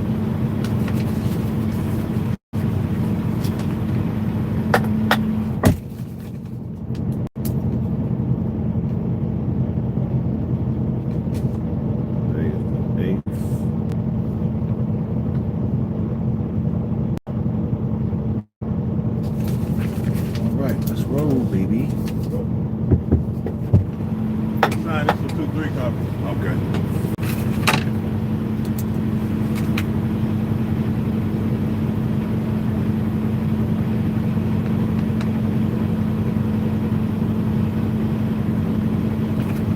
Thank you, sir. All right.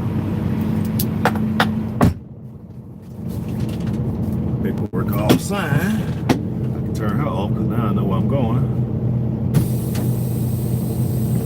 Get out of here, guys.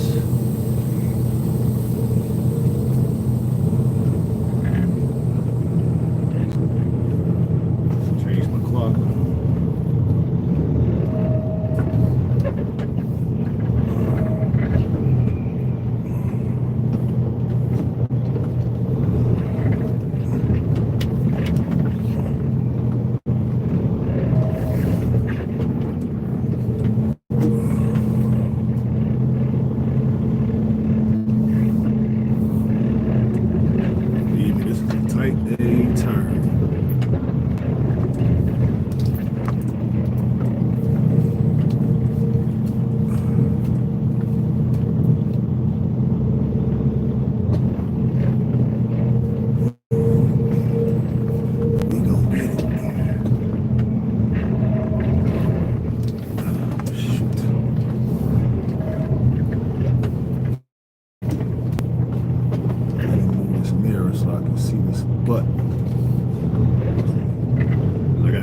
As I can over here to clear the building on this side.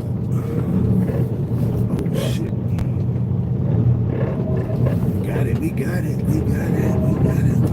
Straight it out. I'm missing all the poles over there. Some more poles. There we go. There go your boy. You dig. Gotta move this mirror back so you can see. Roll, peoples. Let's roll. We loaded. Got the first load. Now we just got to get this load off.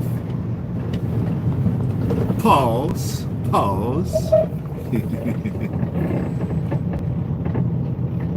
And come back and grab that second one before he leaves because they be wanting to get up out of here. They do not like working this overtime. I think he works overtime on Saturday and Sunday, so they be liking to get out of here by 2 o'clock. So I need to get back here. What time is it? It's 8, so it's about an hour to where I got to go.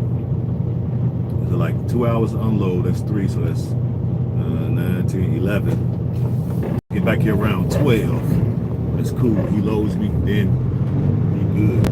Leave it. I'll be back about 12, later than 12:30.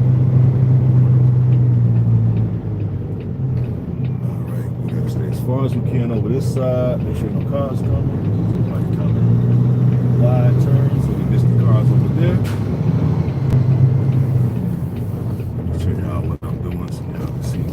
me.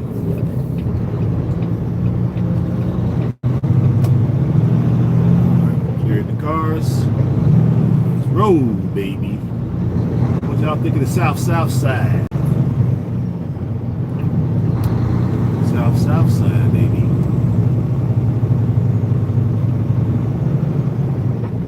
Mostly Mexicans that live over here. Yeah, it's mostly Mexicans and a few whites and a few melanated folks. I think it's mostly a Mexican neighborhood.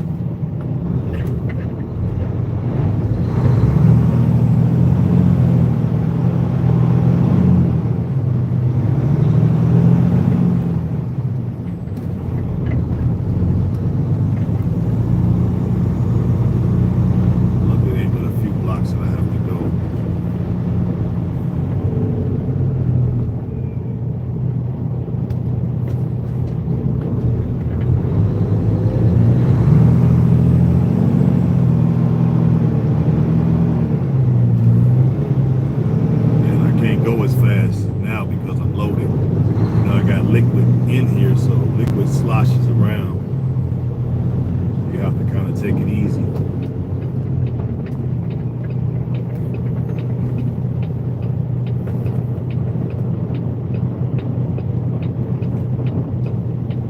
Okay, we got the first load. Y'all not giving me no hand claps or high fives or thumbs ups or something. Y'all gotta give more thumbs ups as well too, guys.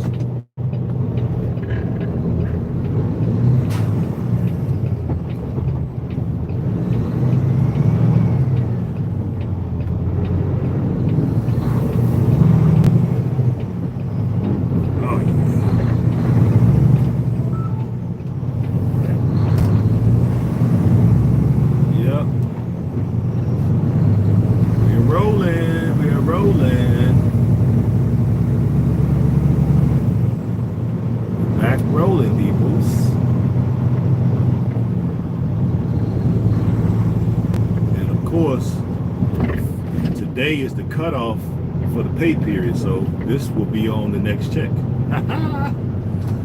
So at least I get these two loads. It's going to be on the next check. That's perfect.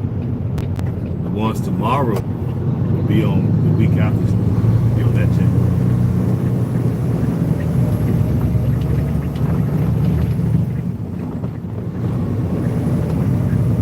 Just got to go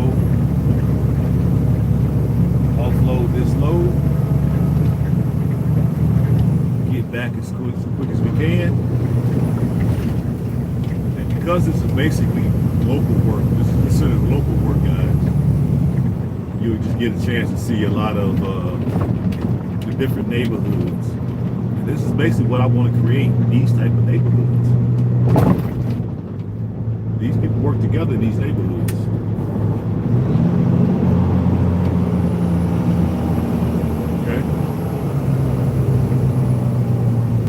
U.S. Army Reserve Center right here on my right. Got some cannons and stuff, all that Humvees and stuff over there. You got Richard J. Daley's College. Basically an Irish crook. But I don't know for certain. That's what I heard.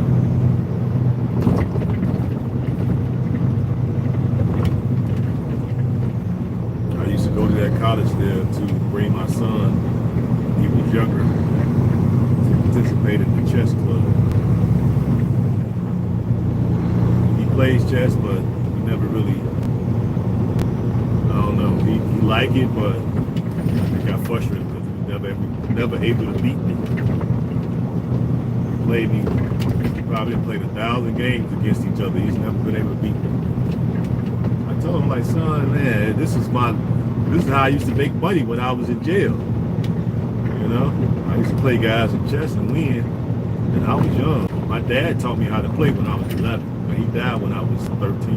But he taught me how to play at 11, and ever since then, I wanted to be the best. He was, of course, he was the man.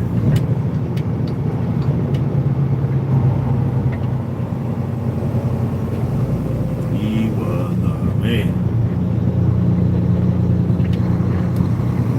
Pretty much all of me and my family play chess, I think. least on my father's side. Now watch this button turn I got to do here.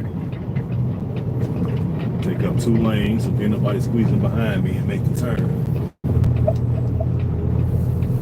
Y'all don't see it. Professional. Professional, baby. Look how easy I made that turn. And I'm loaded. Professional, baby. You know? But, yeah. So, I used to take him there to play chess against other folks of other nations. And he did pretty good for himself, too. And the kids would want to play me. And I'll be there coaching them. I want to play your dad. I want to play your dad. I would beat the snot out them. Damn kid gonna beat my son. They think they can beat me. I'm like, all right. You want to play? All right, cool. Sit on down. I would beat the snot out them little kids. I would not give them. Hey, I would not give them no quarter. I would come out the gate blazing with both my guns. Before they know it, they on their heels, and after that, I'll be checkmating. After that, they stop saying that. Let me play your dad. They stop saying that stuff. And their parents would be there watching me beat up on their kids. And I remember a couple of them pulled me to the side, like, hey man, why don't you let my kid win? Man, go take a flying leap in the lake. Shit.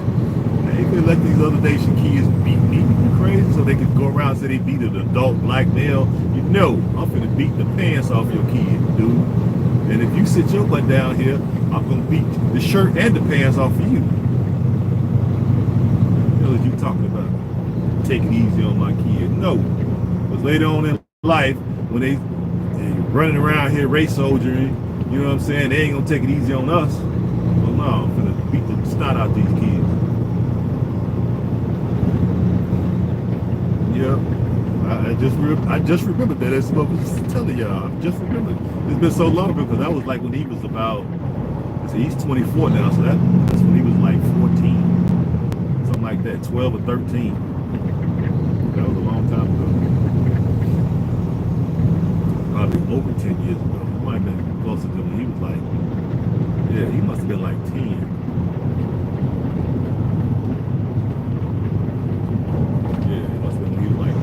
Still have my store then. And that was 4 plus 14 years. So yeah, it was something like that. He was like 10 years old. We used to go there to the chess club. We used to come all the way from the west side, which is about 45 minutes away, to join that chess club because I wanted him to have to play against kids of other nations. European, Hispanic, and Asian. That's the reason why we came way over here, because we could have went to a chess club in our neighborhood that was mostly melanated people, but I wanted him to go up against other nations and their kids, so he won't have this inferiority complex when he have to deal with them. You won't feel bad to beat the pants off their butts. He got to the point where he was beating them. They had a couple of kids that were really good. They did have a couple of them. I still was beating the pants off of them.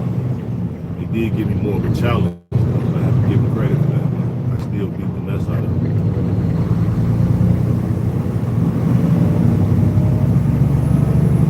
Yeah, we in the neighborhood now of Bridgeport. No, it's not Bridgeport. Bridgeview. Either Bridgeview or Burbank. One of these. It's a nice little community.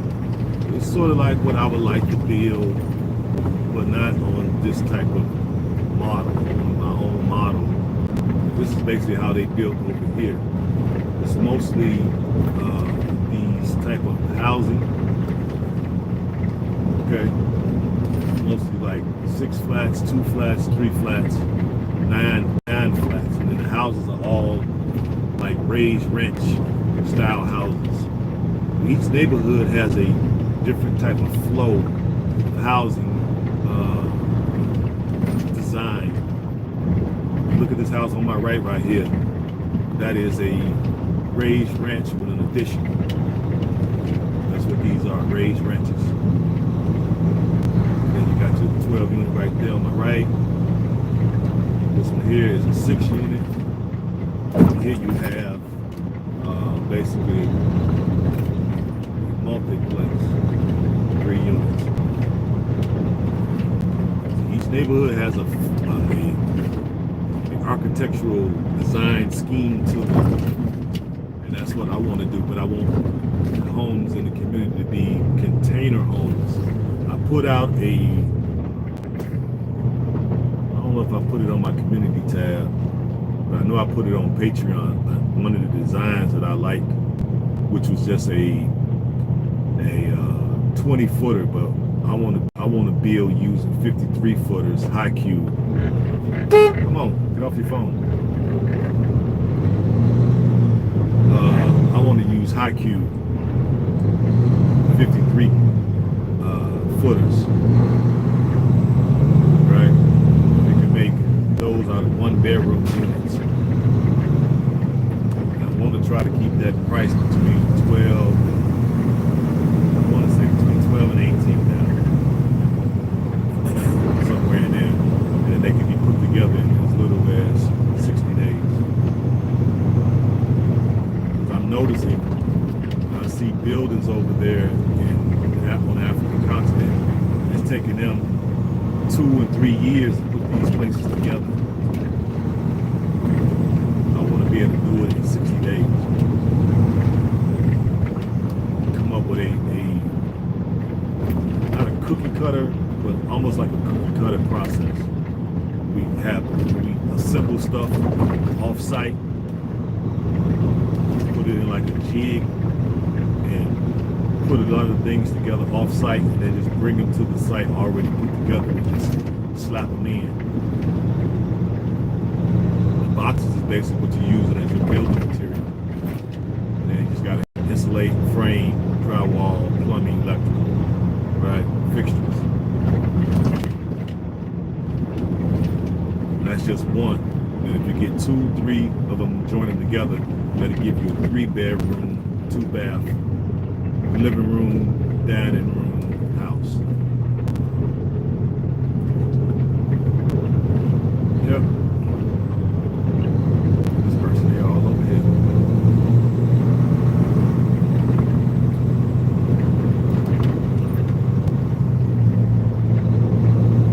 And it's a nice neighborhood over here. It's mostly Hispanic and Middle Easterners here. Arabs. Mostly Arabs and Hispanics here. I'm sure you got a few sprinklers of white, a few sprinklers of black.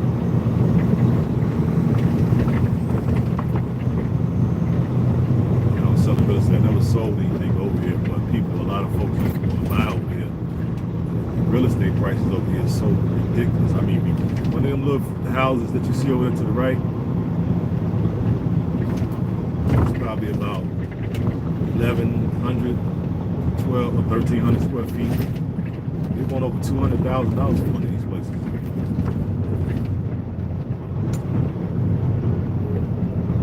$200,000. You know what you could do with $200,000 in Sierra Leone? That's the equivalent of 2 billion leones. 2 billion leones.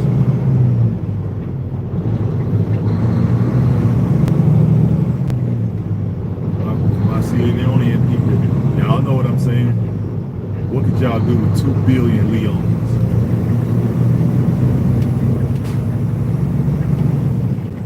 You can say the same thing. I'm thinking you'd be rich, right?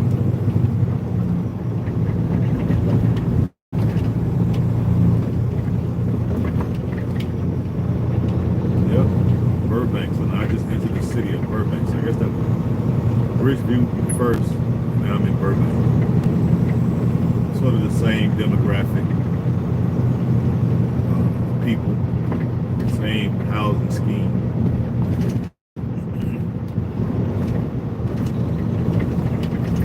Yeah.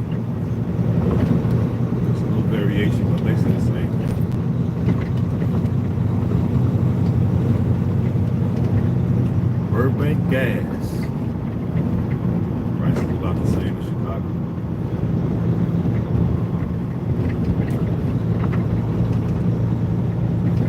This car lot right here on the right, they be having some nice cars.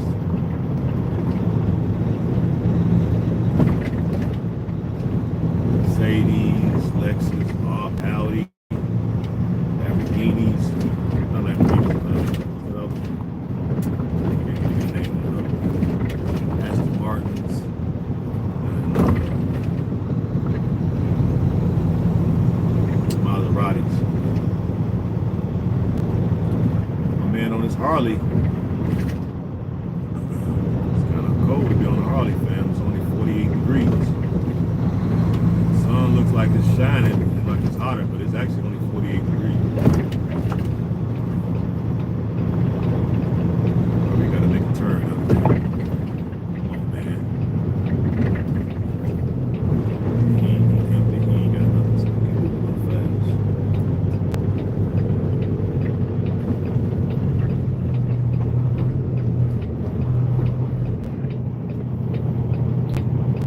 Come on, man.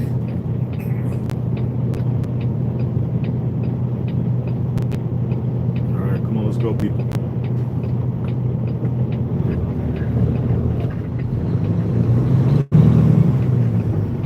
Yep. That's what divided, I should say. Divided snakes looks like, guys. Looks pretty tame, no. Taking my son over to this place on the right, back the trails. Haunted trails, as you say. Bring my nephews here. Go car race and get the batting cage.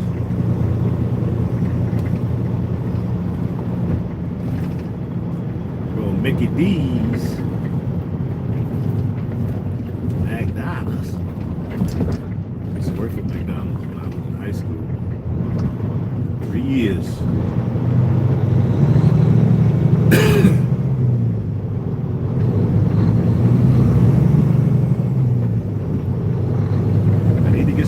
But I'm going to wait till I offload and I'll come back and get my really fast. Start right here at this pilot. Some Refuting looking pilot right here. It's pretty new, under 2 years. I'll start right here on the way back and get fuel. Got enough to get to the customer. Offload.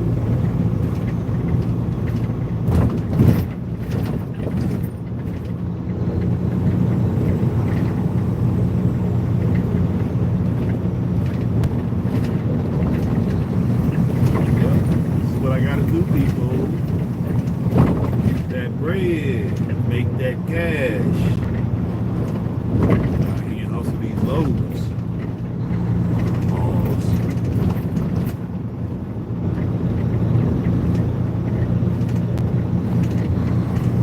Yep. Let y'all know who y'all listening to. Who you subscribe to. What I'm about, who I am, what I do. How you get to see. Glad I am able to go live now. Thank goodness.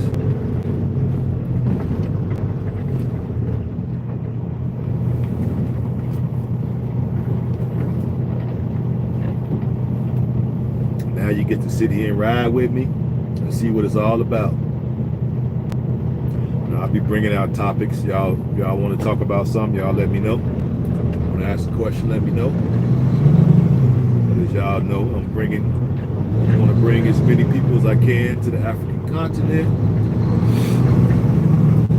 in particular Sierra Leone,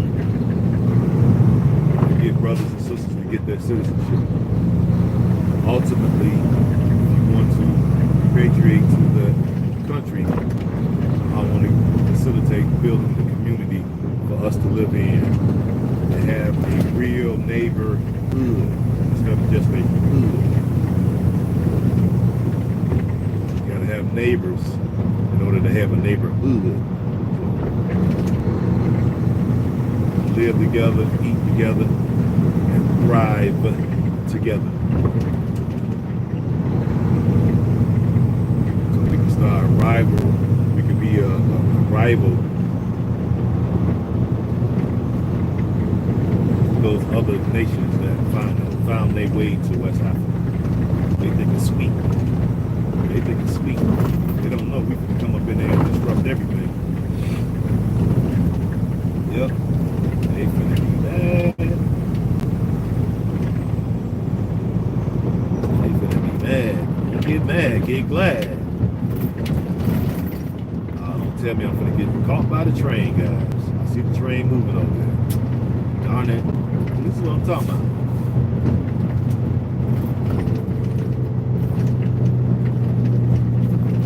I gotta make this turn right here. And then go to train. See, I got caught by it.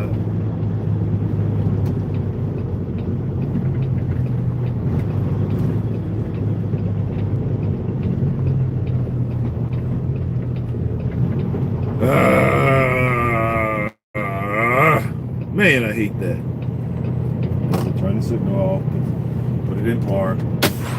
Oh, shoot.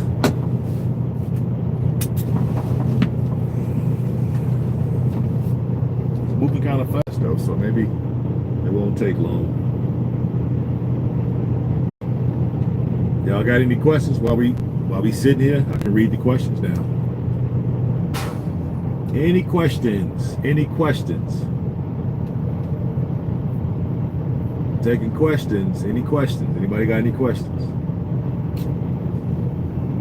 Questions. We're taking questions. Anybody got any questions? Let me know. While we wait on this train to go by. Can we get a Patreon? Can we get somebody? Can we get a Patreon?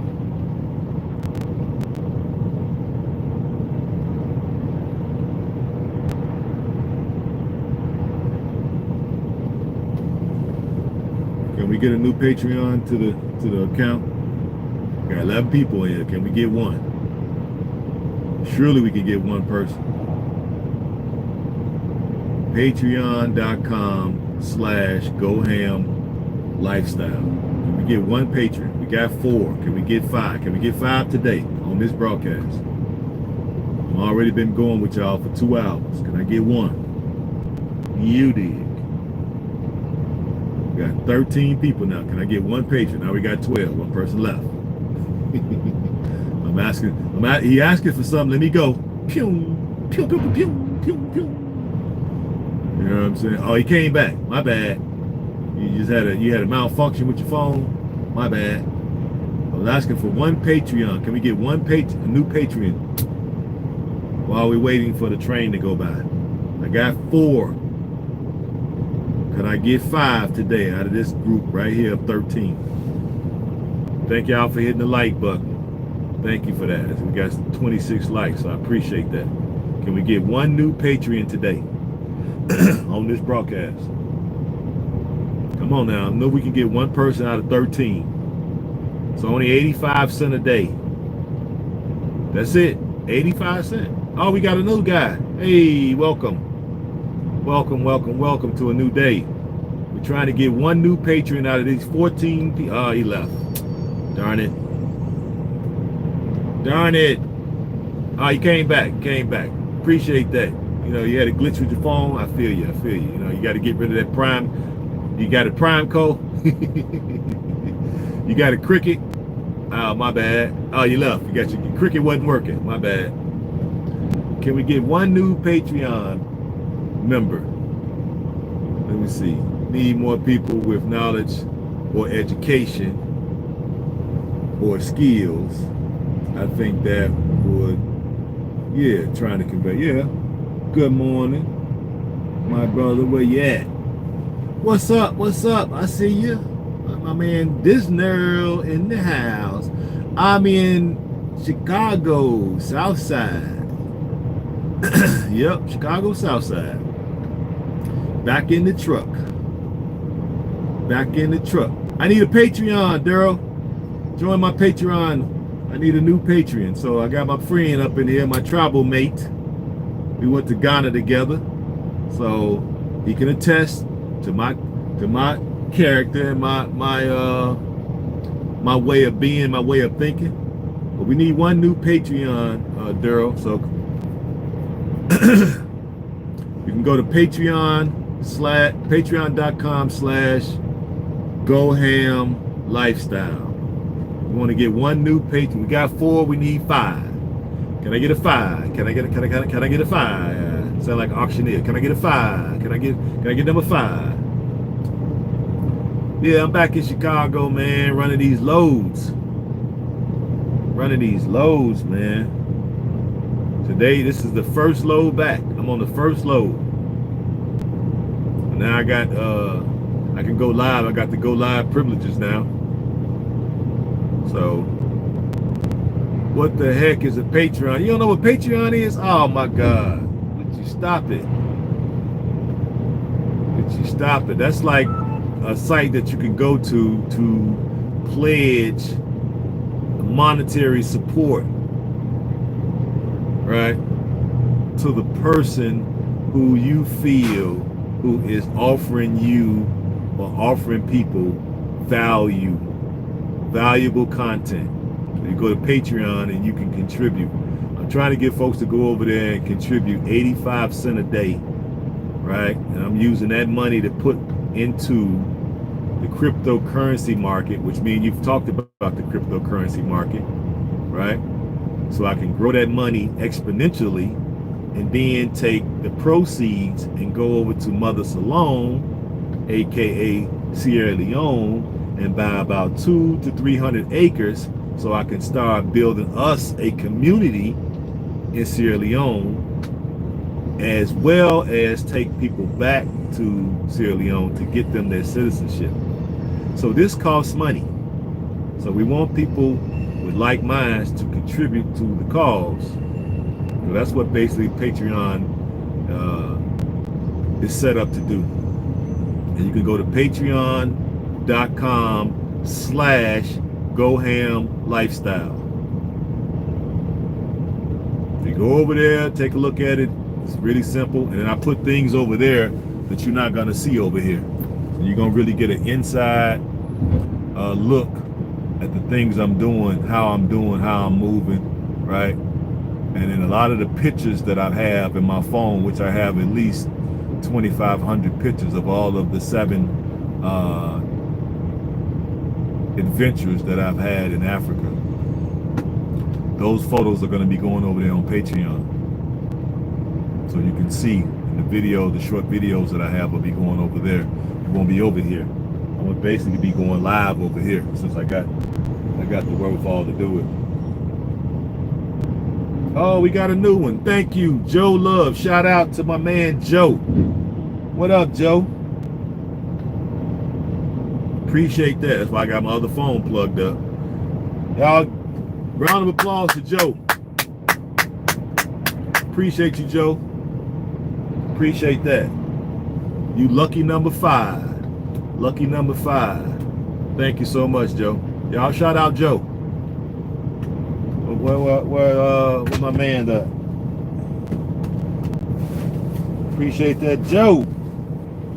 Uh-oh, the train is moving, guys. Let's get the moving, man.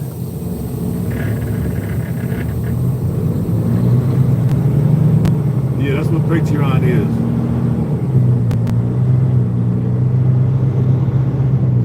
So to help me build us a community over in Mama Salome, baby.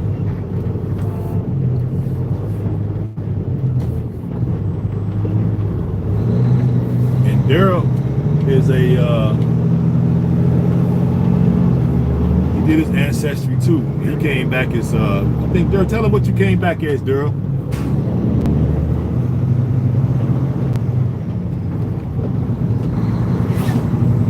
What was that, Darnell? I can't remember if it's Daryl or Darnell. My bad. I can't even see no more. I've just been calling him D. So, what you came back as, D? What was that? It was Mende. What was it? Mende and what else? What was 3 other tribes in Sierra Leone? What was the other 3? You know, I don't remember, but I know you told me.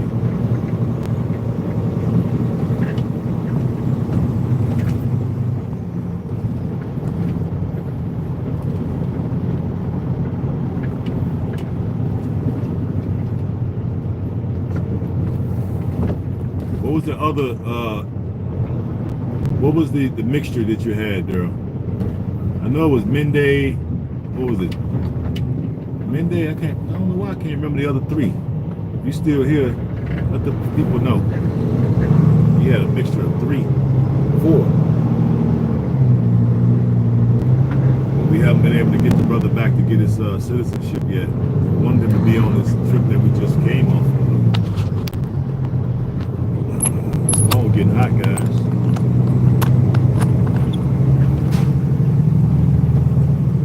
There we go. MB and Timmy from Sierra Leone. Okay. It was just them two? I thought, oh, the other two was from somewhere else, wasn't it? Guinea-Bissau? The Fulani or something else? I thought you had 4. Maybe the other 2 were from Guinea-Bissau, or was it from Liberia?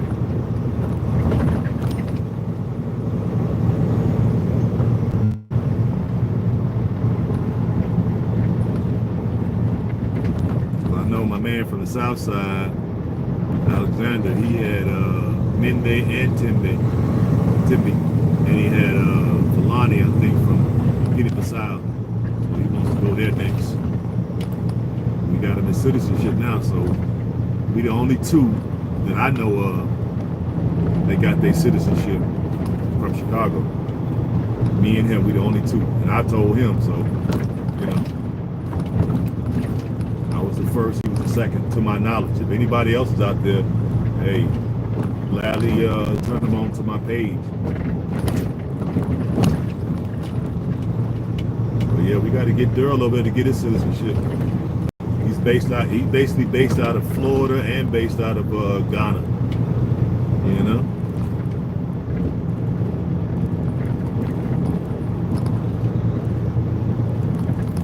He did his ancestry. Got his passport.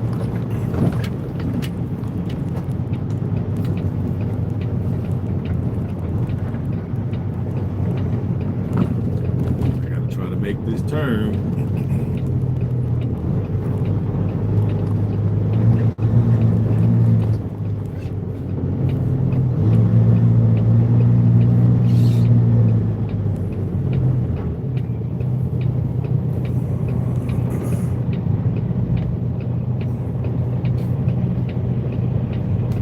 Come on, man, let's go. I should have just cut through the truck stop. That's all right. We got it.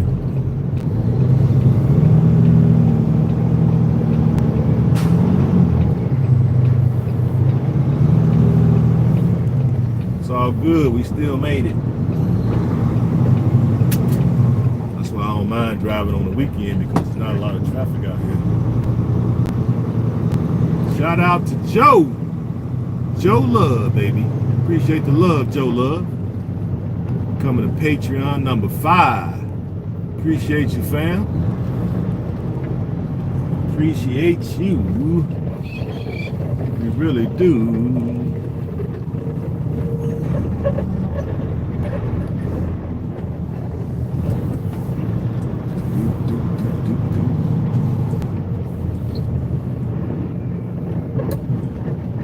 That's crazy. That's a crazy change turn. Yikes. Yeah, man. It ain't nothing for a professional. You know what I'm saying? Professional truck driver. You feel me? It ain't nothing for a professional, girl. You know that. Oh, there we go. Oh, yeah, see? From Guinea-Bissau and from Liberia. Damn. I can't even pronounce them, girls, so I ain't gonna even try. I ain't gonna even butcher them and make people upset with me. But y'all see in the comment section. My man Daryl, my travel partner from Ghana, a couple years back. We've stayed in contact. That's why I say, when you travel with people, you make friends for life. You're gonna be my friend for life. Until we both take that dirt nap. That long dirt nap. We probably gonna be cool in the hereafter. You dig. Gotta get my temperature checked, guys. So y'all know I've been sick, so we're gonna see what the prognosis. I talked to her before. There she go.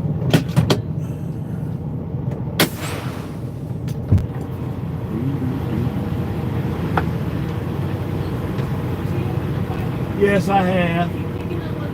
I'm delivering. Huh? Rakin. Rakin. Rakin. Khalid. Khaliq. Oh, he's okay. Okay. Yeah, because she don't know who I am. I've seen her before.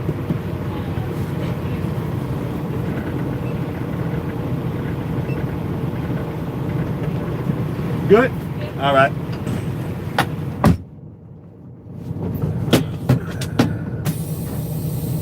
See, that was a wild turn, huh? Yeah, it was, but it's so narrow right here. But hey, I'm gonna make it happen, man. That's what I do. I'm professional, baby.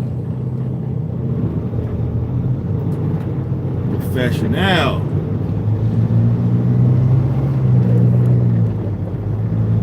It's gonna be a real good turn right here too. Watch me get it though. Watch me get it. Watch me get it. Watch me get it. Look how far. See, the key to driving truck, guys, use all available space.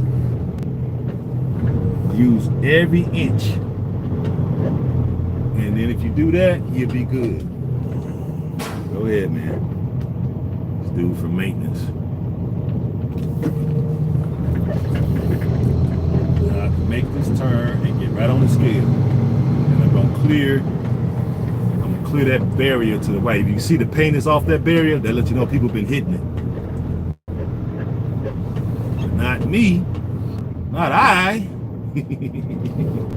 Make sure that the right end is lined up, which it is, and voila. Just taught y'all something. You dig. Think that's worth another Patreon. Just taught y'all how to turn a truck. You dig. Now let me get out of here. Put my helmet on and weigh myself. I'll be right back. Y'all can communicate in the chat while I'm gone.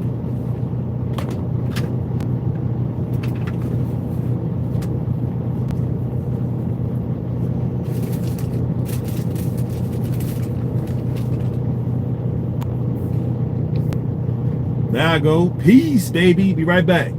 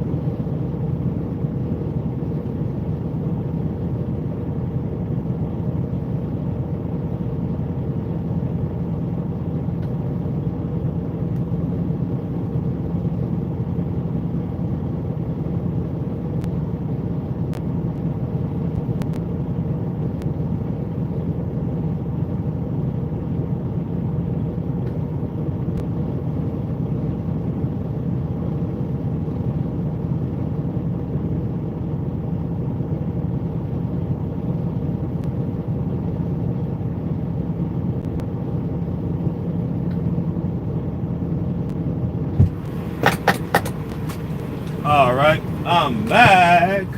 Got the scale ticket. Take this helmet off.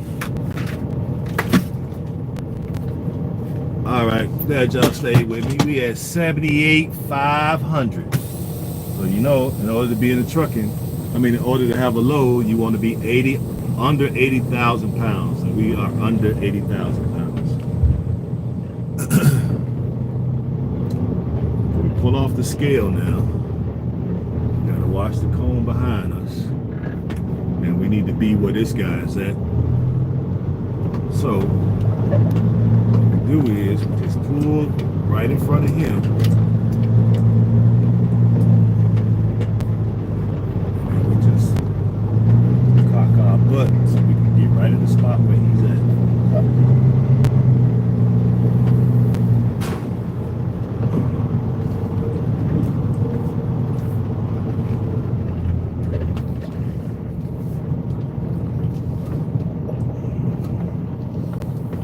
Yep.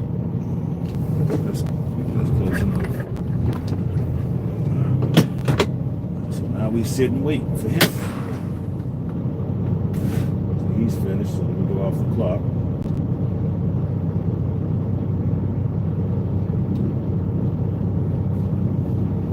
Yeah.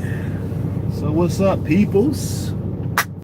Y'all get a bird's eye view of what I have to do. Hey, that rhymes. You dig? Oh man, Daryl, you still here, Daryl? Okay, we got some messages. Let me see what we're saying here.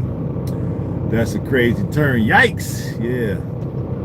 I'll show some love as soon as I figure out Patreon. Appreciate that, Daryl. Man, you know I love you. Hi, I am Joe Love. My real name is Dante. Don't be upset with me because I butchered your name. I'm a Mende from Sierra Leone. I have my passport and DNA test. I will be emailing you soon. Thanks for the groundwork you are doing. Thank you so much, Joe Love. AKA, okay. Thank you, Joe Love. Appreciate that. Joe Love. Appreciate you, Joe Love. Yeah, if you're from the Mende, we from the same tribe. Welcome. You dig? What state you from, Joe? What state you from? What state you coming in from? Or where are you in the world? I should even just assume that you're from the snakes. Where are you in the world? Greetings from Ocean Bay. All right. Ocean Bay. Let's see. Oh, yeah, my man at the hotel. What up, Ocean Bay? I'm like, Ocean Bay, that's familiar. What's going on? What's happening? That's where I stayed when I was in the Gambia. That was a hotel I stayed at, Ocean Bay. So I was one of the guys that work in the hotel. What's going on in the smiling coast of Africa, baby? What's happening? I'm back over here in the Divided Snakes, man. Back at work. East St. Louis. Say it ain't so. East St. Louis, baby. I come to East St. Louis all the time, man. Shoot. I had to stop down there and chop it up with you. Yeah, I come to East St. Louis all the time. We got a terminal in East St. Louis. Matter of fact. Don't ask me where is that. I just know how to get there.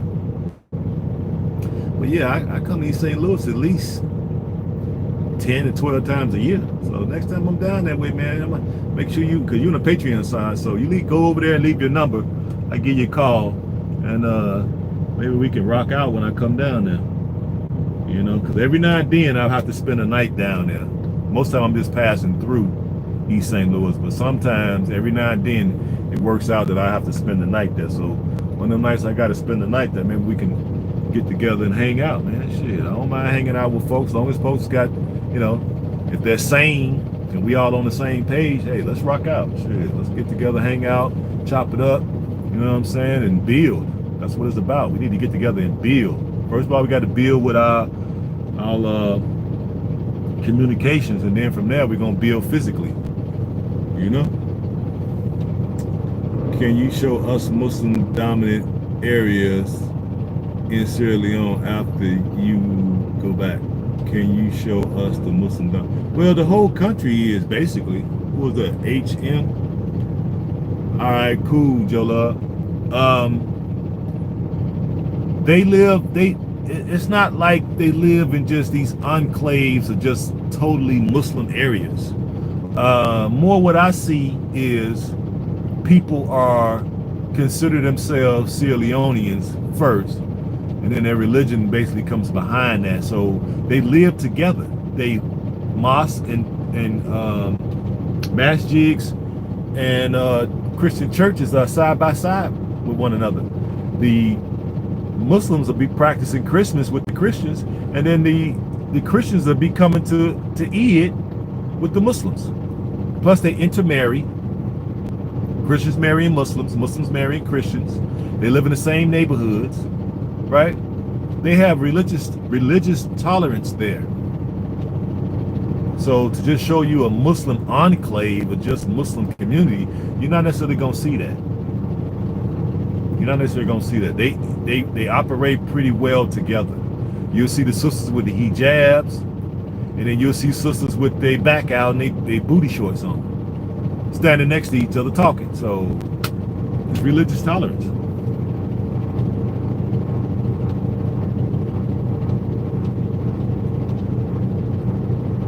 Yep. You don't see that what you're saying. And I like it that way, you know. I don't mind if the sister that I meet that tickles my fancy and she's a Christian, then hey, you know, I'm a Muslim, but if she's a Christian and she tickles my fancy and she's willing to get down with my program, then hey, so be it.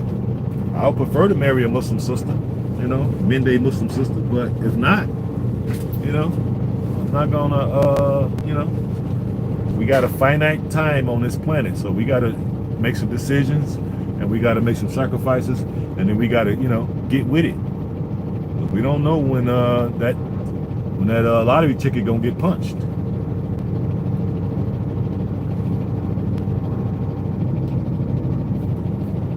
Yep. So you're not gonna see no just big Muslim enclaves. You're not gonna see that. To the person who asked that question. But you're gonna see Muslims everywhere. You're gonna see Christians everywhere. I think it's 65, 35%, something like that, or 60-40 Muslims to Christians. The president is a Muslim, the vice president is a Christian. So they try to always have, you know, like a balance. So if the president is a Christian, then they will pick a running mate vice president as a Muslim. At least that's what I was told.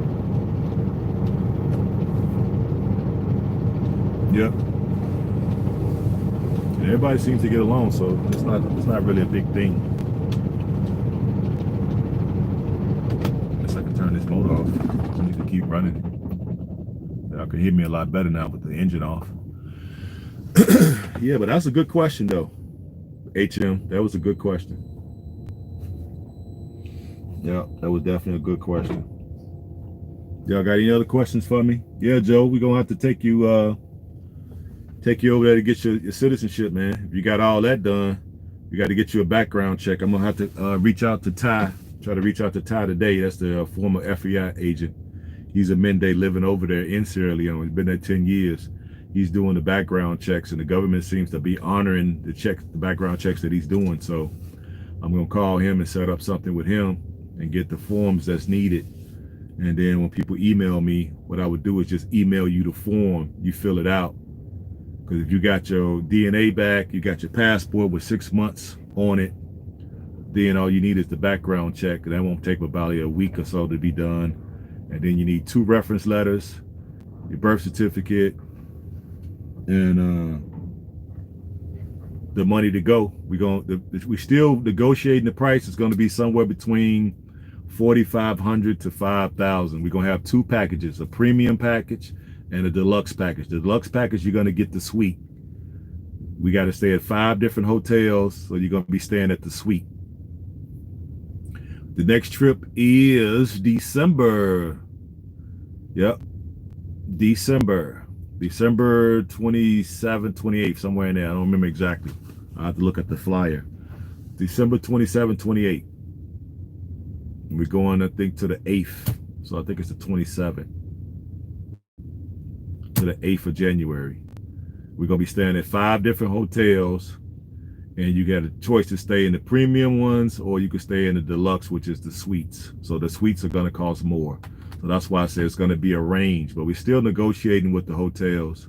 So I'll just give y'all a range for now until we lock it down. It should take us maybe a week or so, another week or so to lock it down. But anywhere between 45 and 5,000. And people say, oh, that's a lot to go to Africa. This is a little bit different than a trip. Me and Daryl have been on trips together, and the trip's only been around 4,000 if you get your own room.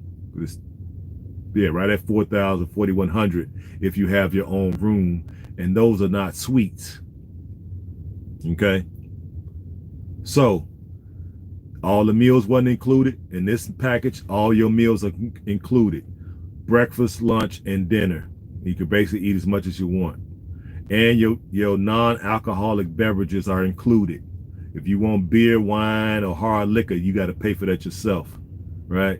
Your round trip ticket is included, but you are responsible to getting yourself to JFK, because we rendezvous at JFK. So you are responsible to get to JFK, and then from there, your ticket would be covered. So from there to Brussels, because we use Brussels Air basically. So you get from JFK to Brussels, Brussels to Sierra Leone, right? Then that's going to also, once you land, since the airport is not on, it's not in Freetown, you still got to get to Freetown. So that means you got to catch the ferry. So you get transportation from the airport to the ferry. So that's covered. Then the ticket on the ferry, which is a 40-minute ferry to Freetown, that's covered. Then once you get off the ferry, you need a vehicle to pick you up at the ferry to take you to the hotel. That's covered, plus your meals, right? Then we got to go to about 5 cultural events, and all of those are covered. Plus, what's else going to be covered in there is your 2 COVID tests.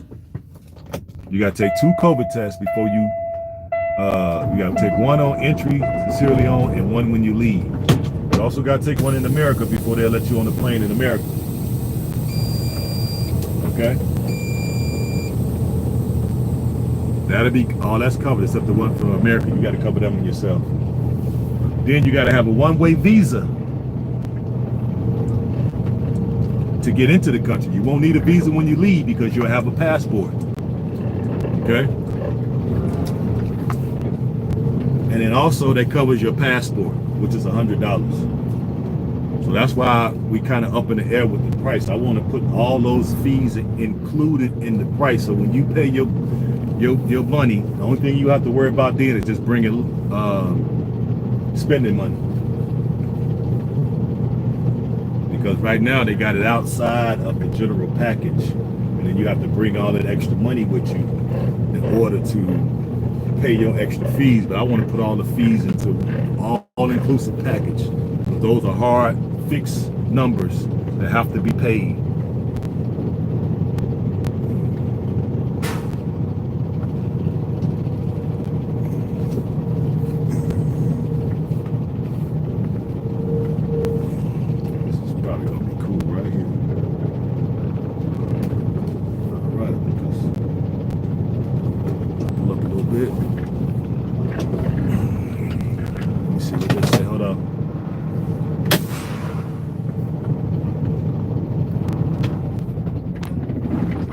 I am a welder by trade.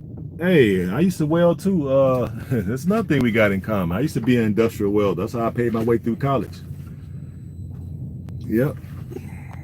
So I do welding too. That's what I'm gonna do over there. That's why I want to build container homes and do all the welding and stuff. What Daryl say, do you have just a land package price?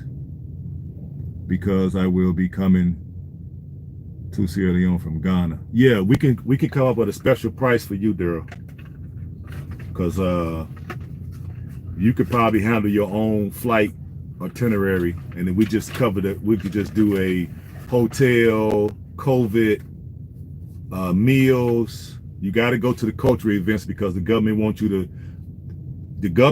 to participate in those cultural slave dungeons, so you can have an idea of what your ancestors had to go through. So the government wants you to partake in that. So you got to pay for that, your meals, your hotels, the bus, and all that. So we could come up with a different package for you, Daryl.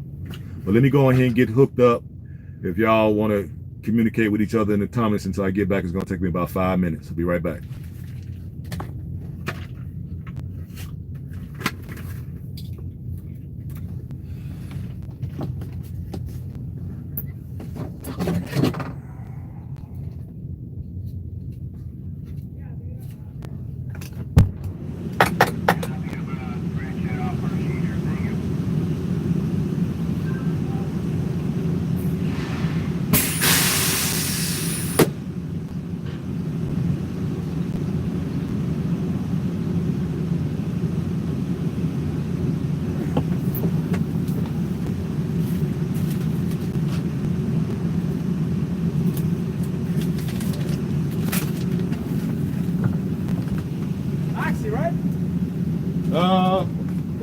I just came back. I just came back on vacation. Accidental? Accidental, yes sir. That's it? Yeah, I've been gone for 30 days, so my first load back, so I don't know what I'm doing. I think I gotta say that one. Okay. I'll keep this one, right? Wait a minute. Yeah.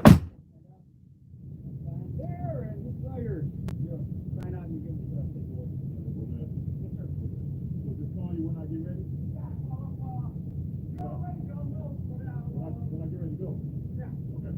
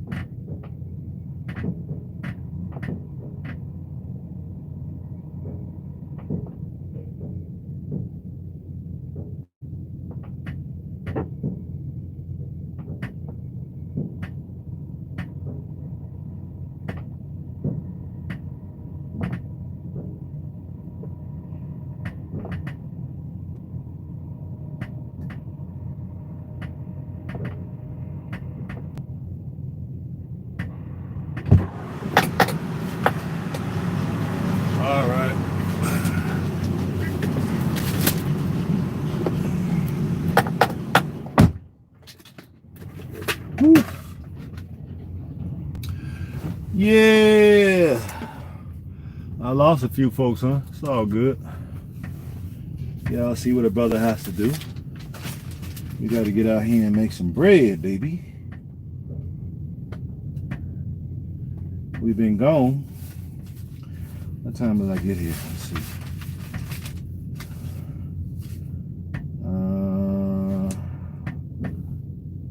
7:35. It must be 8:35. 8:20. So they said 8:30.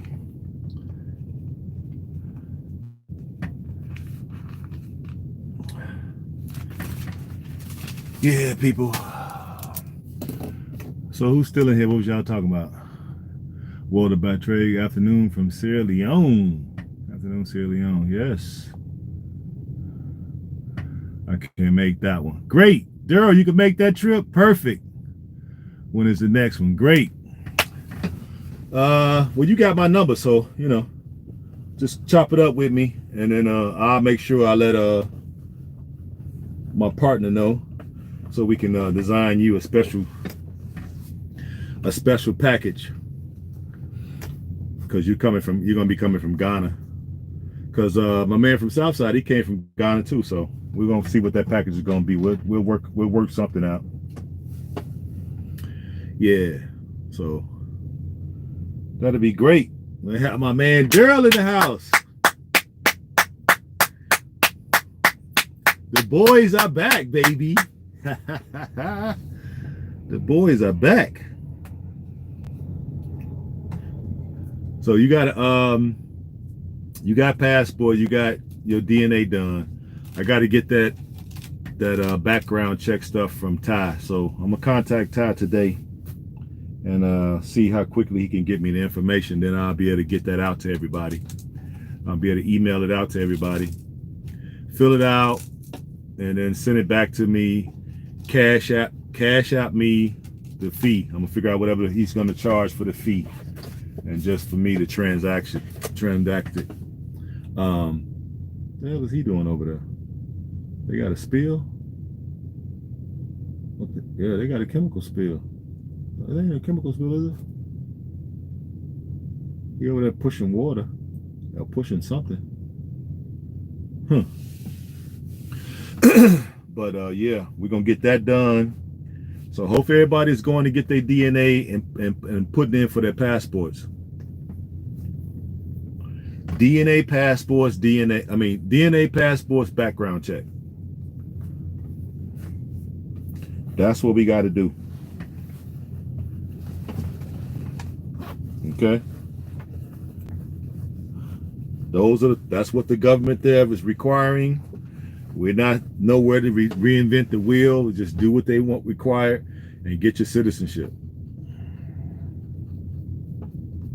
Then we can look at repatriation from there. But the main thing I want to try to get y'all to do is get as many people as possible to get it, and then we can build this community there, so we have a community waiting. Because if you notice, like the Mexicans, for example, when they come over across the border, legal or illegally, either way, they have a community to come to. Those folks are going to give them a job, right? They're going to give them safe harbor, okay? And their communities are strong enough where it can support them. We have to be able to do the same thing. Right now, we don't have such a thing built up in Sierra Leone. We don't. In a lot of these African countries, we don't have no real support system. Okay? And that's what I'm proposing to do, to be the one to spearhead it in Sierra Leone, because we have full citizenship rights and privileges. I don't think y'all understand the magnitude of that. Okay? I don't think y'all truly understand it. I do. For my folks that's from the diaspora. Now, I know my continental brothers understand why that's important, but I don't think a lot of us understand why that's important. How we can buy land outright. We don't have to lease it no more. No more 50-year lease, no more 99-year leases. If we want to start a bank account, we can do that. We don't have to have nobody else's name on it. If we want to open up a business, we don't have to have a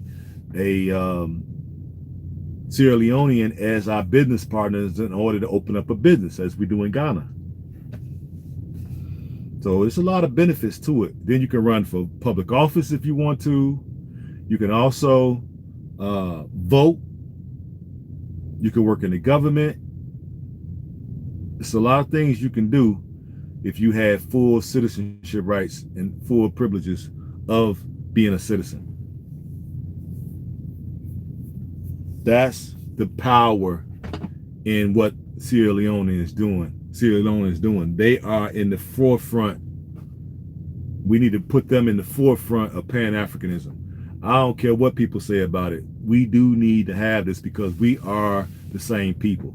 And people who say that we're not African, they don't know what they're talking about.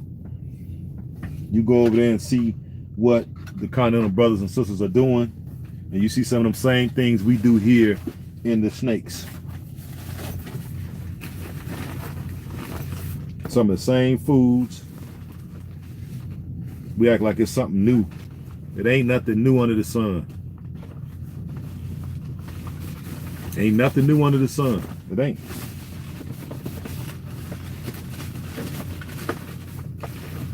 Okay? Some of the dances, the way we dance, all that, the way we behave, the way we talk, some of our mannerisms, you can see where we got it from. Not that they acting like us, we acting like them.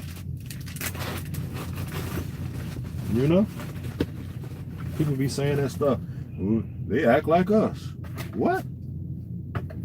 What you mean we act like them?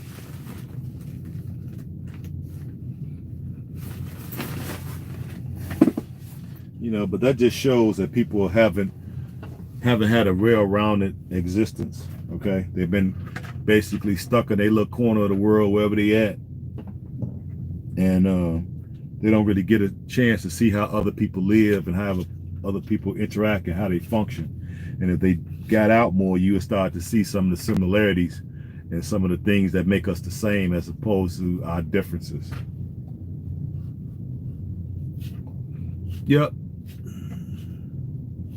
So my man Daryl coming, my man Joe Love is coming, my midday brother Joe Love and East Saint. You dig? We got a few other folks that been emailing me want to come. You know what I'm saying? I hope the price tag don't scare everybody because these are fixed costs. The plane, fixed costs. All right? Your round trip plane fare, fixed costs. Your hotel, fixed costs. The food, fixed costs. The transportation, fixed costs. The COVID tests, those are fixed costs. Right? Your one-way visa, $80, I believe, or something like that, $80-something. That's a fixed cost. Your one-way visa. Paying of your passport, that $100, that's a fixed cost. Okay? The cultural events that we must attend, those are fixed costs. Your tour operator, that's a fixed cost. Right? Your tour guide, that's a fixed cost. So I don't understand how people break things down in their mind. They just hear a price and just automatically start to going haywire and not understanding these are real costs. There's no way around these costs. There's no discounts. There's no circumventing it. There's no talking, crying and boo-hooing. No. And the difference is the people that'll be going on this tour will be leaving with their citizenship. Now, I done been to Ghana. Daryl can attest to this, but he's still here. He's been to Ghana, right? Multiple times when we had to pay, right? Didn't leave with a citizenship, though. And we paid right at $4,100 when me and him went. So we went for $4,100. We went for about, what, 10 days? Something like that. 11 days, 12 days, something like that. Do you know if they have a visa on arrival? No, you're going to have to apply for a visa. I got the form. You'll have to apply prior to. So that fee will be paid for out of the money that you send in up front. So we'll send you the visa. Once we obtain the visa, we'll send it to your phone, and then you can get it and print it out. But you can need a one-way visa just to get in the country. When you leave, that'll be it. You don't need a year-round visa. You just need a 1-year visa, or the 90 days. It's either a 90-day visa or a 1-year visa. That's all we're getting just to get you in the country. When you leave, you'll be leaving with your passport, so you will no longer need visas. And that'll help you when you go back to Ghana. You won't all these, and if you want to go to any other country, Liberia, you want to go to Gambia, you want to go to Senegal, they part of the ECO states or whatever it's called. And so it's 21 countries or something like that, 49 countries. I forgot exactly how many it is that you can get their visa on arrival or visa free if you show your Sierra Leonean passport. Yep. So those are the fixed costs. Those costs are never going to go down, right? And then the folks who are putting all this together got to make a little profit. I got to make a little profit. So that's why the cost is what it is. So legitimate, you'll be leaving with your citizenship, and you'll be handed your passport from President Bio himself, and you'll get a chance to take pictures with him. You'll get a chance to meet a few of the ministers in the government. Me and Daryl went on that trip to Ghana.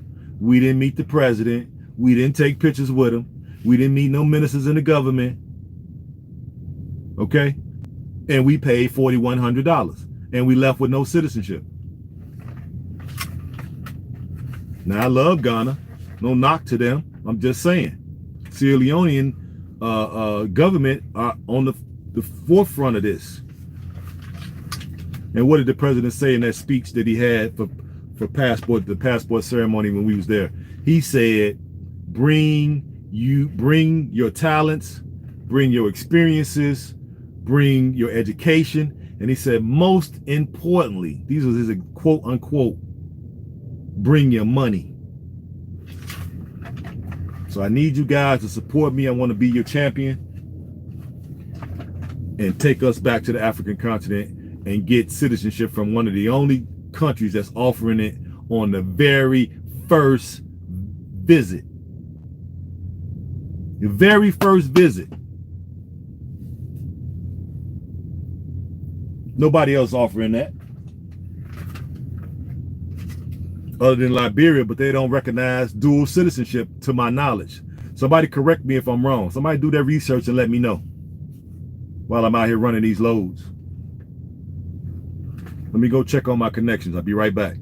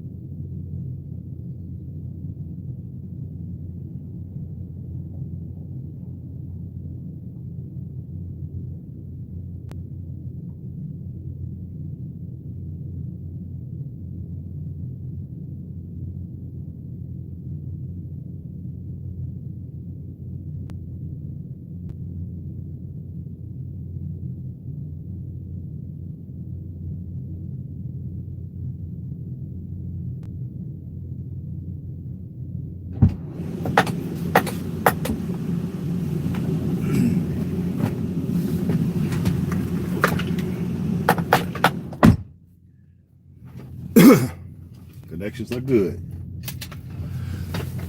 So yeah. Let's see, anything new came in? Nope.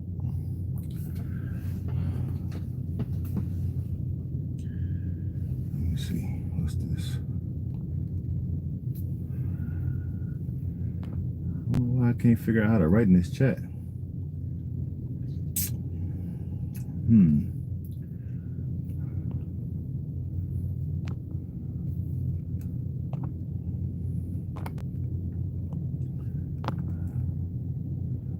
Highlight, mute.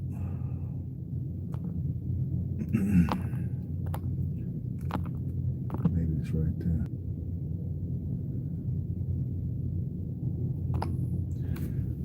I don't know. I figured out why I can't do it on the phone. Excuse me.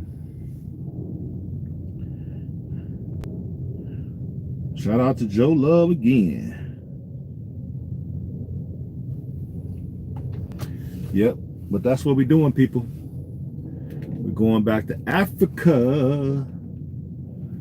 You dig, and build communities, hire the young folks, start industries. We're gonna be on the ground level of our Fortune 500 companies, and we're gonna practice some of the principles from Babylon. A lot of people only think of the negative about Babylon, but they never talk about they was the most richest nation state on the planet at that time. And I want to borrow some of their economic principles to help enrich us and overtake the Chinese, and overtake the Lebanese, and overtake the Europeans, and overtake the freaking East Indians. And we practice the ancient financial system of the Babylonians, we will overtake everybody on the planet. But I don't think y'all believe me. You don't believe me, because my Cash App ain't ringing. My Patreon I ain't got no new Patreon. My Cash App ain't ringing, so I don't think y'all believe me. That's because y'all don't know what it is. You don't know what it is. You probably never heard of it, and you probably, when you think of Babylon, you only think of the negative. You only think of the debauchery, the decadence. You know what I'm saying? You only think of the barbarian nature that they had. But before they got into that, how did they become so world famous? They got world famous because they had they had all the riches of the world. And how did they get them? How did they get those riches? And they didn't go out conquering to get them either. And that's what you got to ask yourself. How did they become one of the wealthiest nation states on the planet at the time? What economic principles did they employ in order to attain their wealth? And this is what I'm teaching folks. Ain't nothing new. It ain't mine. Some people, oh, I like the way you think. It's just what the books I read. You know, you couple that, Richest Man in Babylon, that's the book. So it ain't no secret. That's where I got it from. Y'all can go out and get the book so you can understand what the hell I'm talking about when I start talking about what kind of economic principles that they employ in order to get their wealth. We can employ the same ones today and get the same kind of wealth. We just got to work together. The business side of us, or the business community of us, need to get together so we can put these principles in place, and then we can get the masses to join in when they start seeing progress. That's real progress. You start opening up factories, you start opening up industries, and you start shutting down the competition, because it ain't about money with us. Okay, it ain't gonna be about money. It's gonna be about shutting down the competition. Who's the competition? Lebanese, Chinese, Europeans, East Indians, and anybody else, you know what I'm saying, from any other nation that's wanting to see black folks at the bottom. Anybody else. Germans, freaking Italians, Spanish, Portuguese, whoever they are. They're in cahoots to make sure we are a permanent underclass globally. They are in cahoots together. When are we going to get in cahoots with each other to make sure that that doesn't happen? So once they get us in a permanent underclass scenario globally, then it's going to be like, oh, well, it's too many of them. That's going to be the next trope. They've already been laying it out, but they ain't been like really, really coming out. You know, they fangs ain't been showing yet. But once they get us in a global downward spiral to the point that we're considered a global underclass, then you're going to start hearing them really come out their bag. There's too many of them. And what do you do? What do you do when it's too many of something? Y'all tell me. What do y'all do when it's too many of something? Yeah, right on, Daryl. The audiobook Daryl just said it's on YouTube for free. So y'all ain't got to spend no money with your cheap selves. You ain't got to spend no money with your cheap selves. So you get it. Daryl just laid it out there. It's for free on YouTube. So the money you would take to buy that book, you can send to me in the Cash App or on the Patreon. Cheapskates. There you go. So there's only 3 books I want us to really focus on. Richest Man in Babylon, Dr. Amos Wilson. May Allah have peace and blessings upon him. The Blueprint for Black Power. And I also want y'all to grab Powernomics by Dr. Claude Anderson. Those are the 3 books that we're going to build our new nation on. Just 3 books. You read those 3 books, it'll bring you up to speed for all who don't know these principles of what I'm talking about and think that they're my principles. They're not mine. Ain't nothing new under the sun. They're borrowed from the greats. They're borrowed from the greats of history. And our elder, Claude Anderson, because he's still with us. Shout out to him. And he's been trying his best to get black folks on the same page. But what I think what's missing is he's going after too many. My thing is to go after smaller groups, when we get maybe groups of 50 or 100. If everybody can just rise up between just 50 and 100 people to do something together, we'd be good, man. We'd be unstoppable. We'd be lethal. These other nations wouldn't have a chance. And then once we got things rolling on all cylinders, then once the masses see what we're doing, they're gonna join in. And oh, now you're talking a tidal wave. These other nations will be in trouble. All them folks that went over there and settled in West Africa that's not from there, they're gonna have to pack their bags. No, nothing no shade against them. You know, they did what they had to do. You know, they left their land when we ain't really had much jumping off. Came to West Africa and got stuff popping. Only because we are childlike in our mind and in our culture. We got like these child mindsets, and we spend our money with them foolishly, where in turn they don't spend their money with us unless they just absolutely have to, and they try to get us down to the lowest possible price they can, where you barely make anything, and we sell it to them just to be grateful that we sold them something. Exactly. Val Incorporated. This is what we got to do, people. You know? And I want to be that champion for y'all, so I need y'all to support me.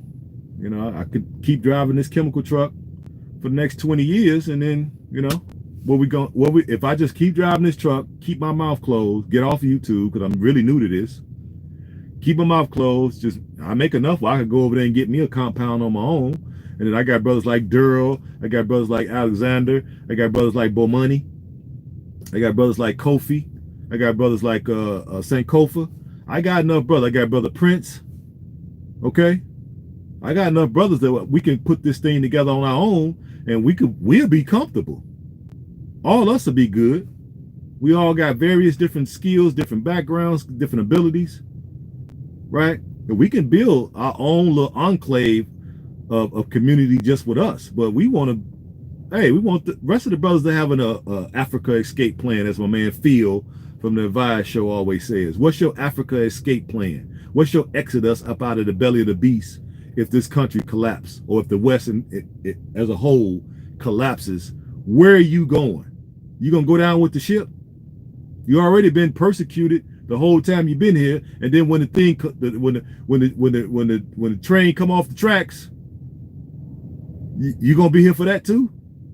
Nah, y'all out of y'all mind if y'all sit here and wait for the collapse.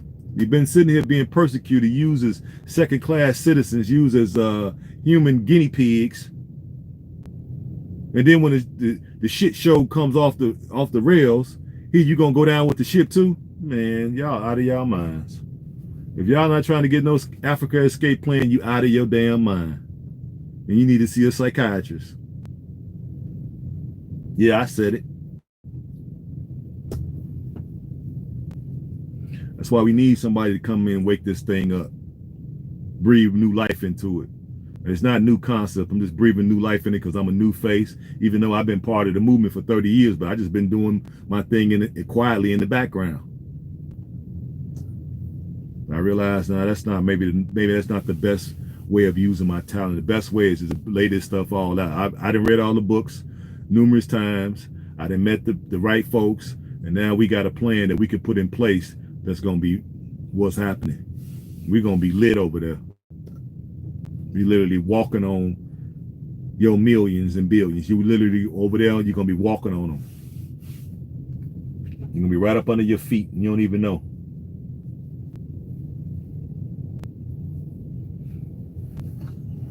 Yep, so y'all go to the Cash App. $ RAKINKHALIQ.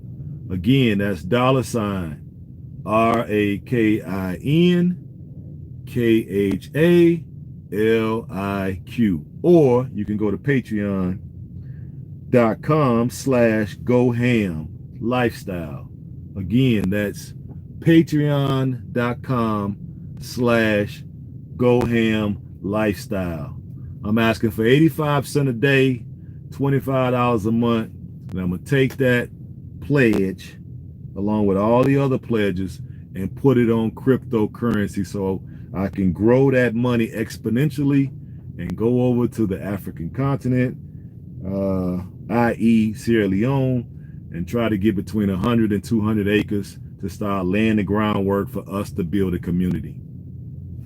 That's what I want it for. Okay? Anybody got a problem with that? You know what I'm saying? I'm gonna probably preach it every day because I see I gotta break through the minutia of all of the BS that's going on in everybody's mind from this boob tube, this tele-live vision that's programming you. You know what I'm saying? Because you might think everything is all gravy. It's all gravy. You know what I'm saying? Hey, Ham, it's all gravy. Everything is good. What you worried about? What I'm worried about? What, you an agent? You a paid agent? Talking like that, you sound like an agent. Everything all right. Are you crazy? Dude, we one shot away from being revolution over here. Better get your head out the sand. You an ostrich or something?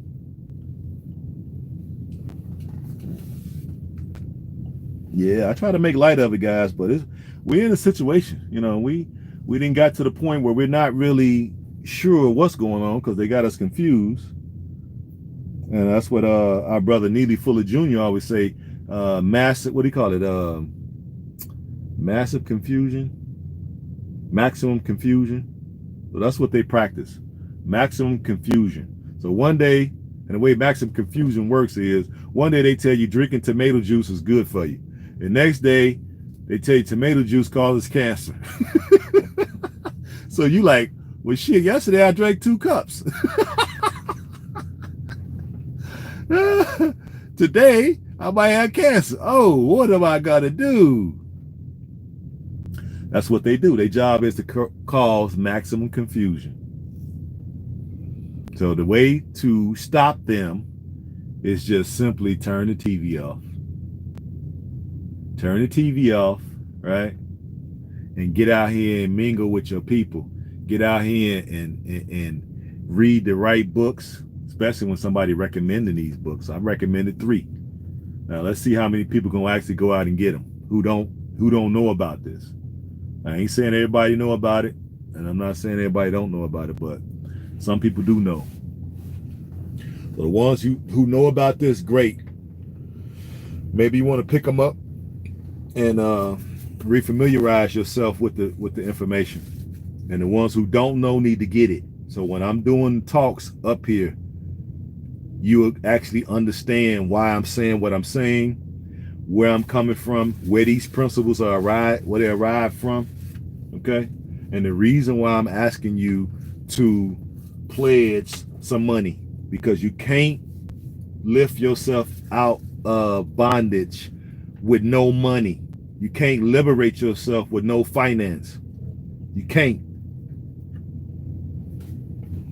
And I gotta wait for us to get the finance, but first you gotta support me so we can grab this land, because we need to live in a community consisting of neighborhoods.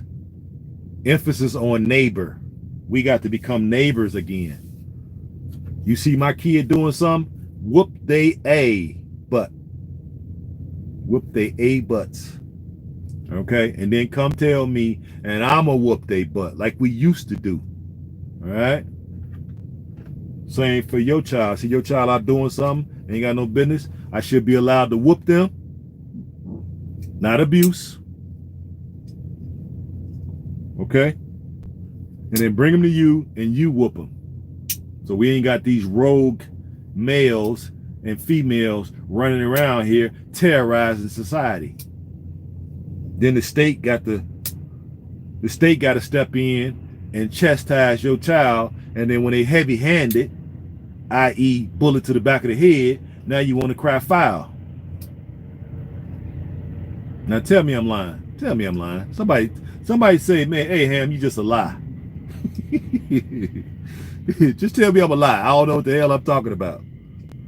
You just wasting your time, bro. You up here lying to these people. You know what I'm saying? Y'all know I'm not lying.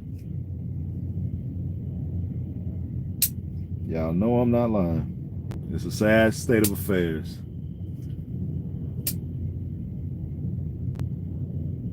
Sad state of affairs. That we the most dominant people on the planet, and we're God's original people to be in the condition we are in for so freaking long. It's a sad state of affairs. And we got all the blueprints by the greats have been put forth for us to get out of our situation. And do you know what? We will not do it. We will not do it.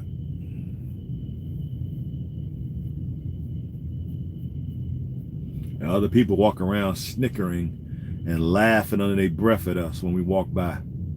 I be wanting to reach back there and just slap the snot out their face. The hell are you snickering about, dude?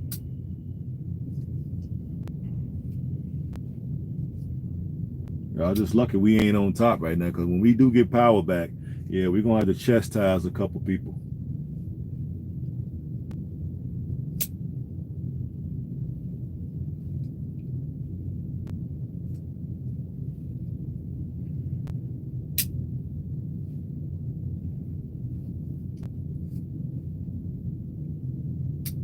Yeah, we're going to have to chastise a couple people,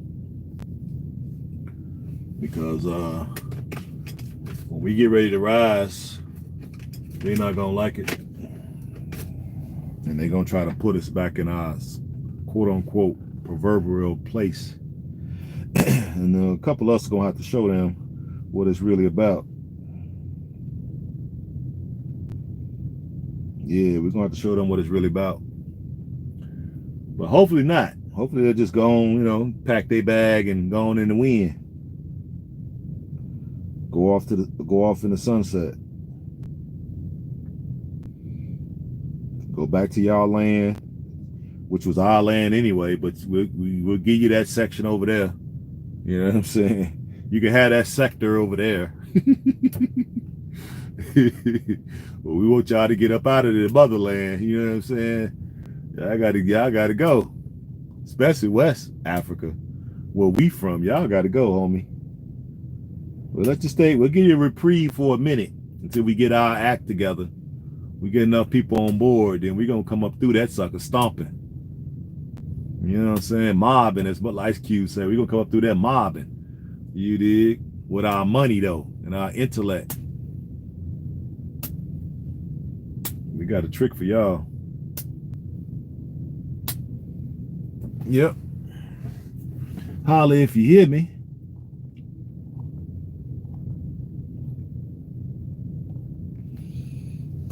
All right, we ain't seen no action on the Cash App, fellas, ladies.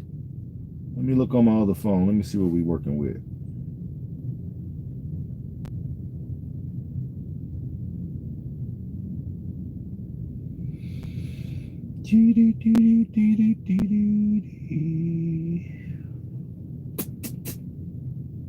Nope, no deposits. Let me look on Patreon. Let me see what we got over there. Da-da-da-da. Da-da-da-da.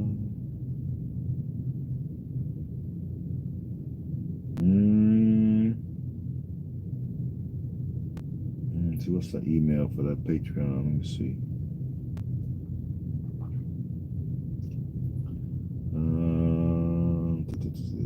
I think it's this one. Hold on. Yep, all we got is Joe Love. So what's up, peoples? We have no new Patreons. We need a new patron. I know Brother Daryl said he's going to join the Patreon when he figure out what it is. It's easy. All you got to do is look up under the video, 2 videos before this one, Daryl, and look in the description section, and you'll see the Patreon link, and you'll see the Cash App link. If you're still here. Just go to the description of the last 2-3 videos. It's in the description. The Cash App link and the Patreon link.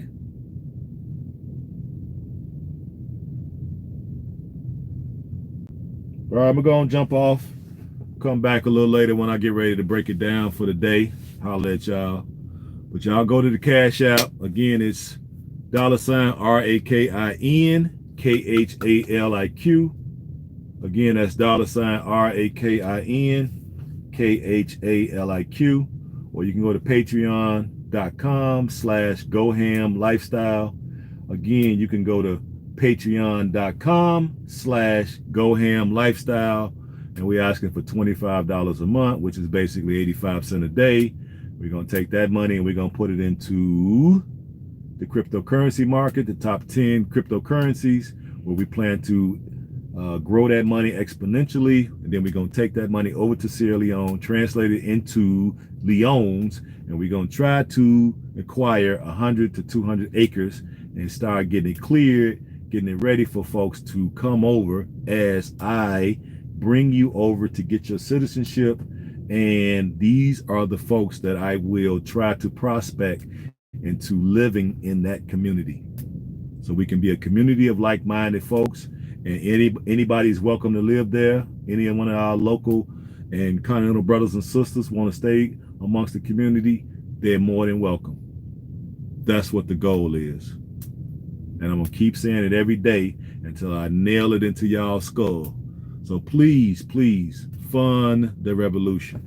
Until later, peace and hair grease and black power.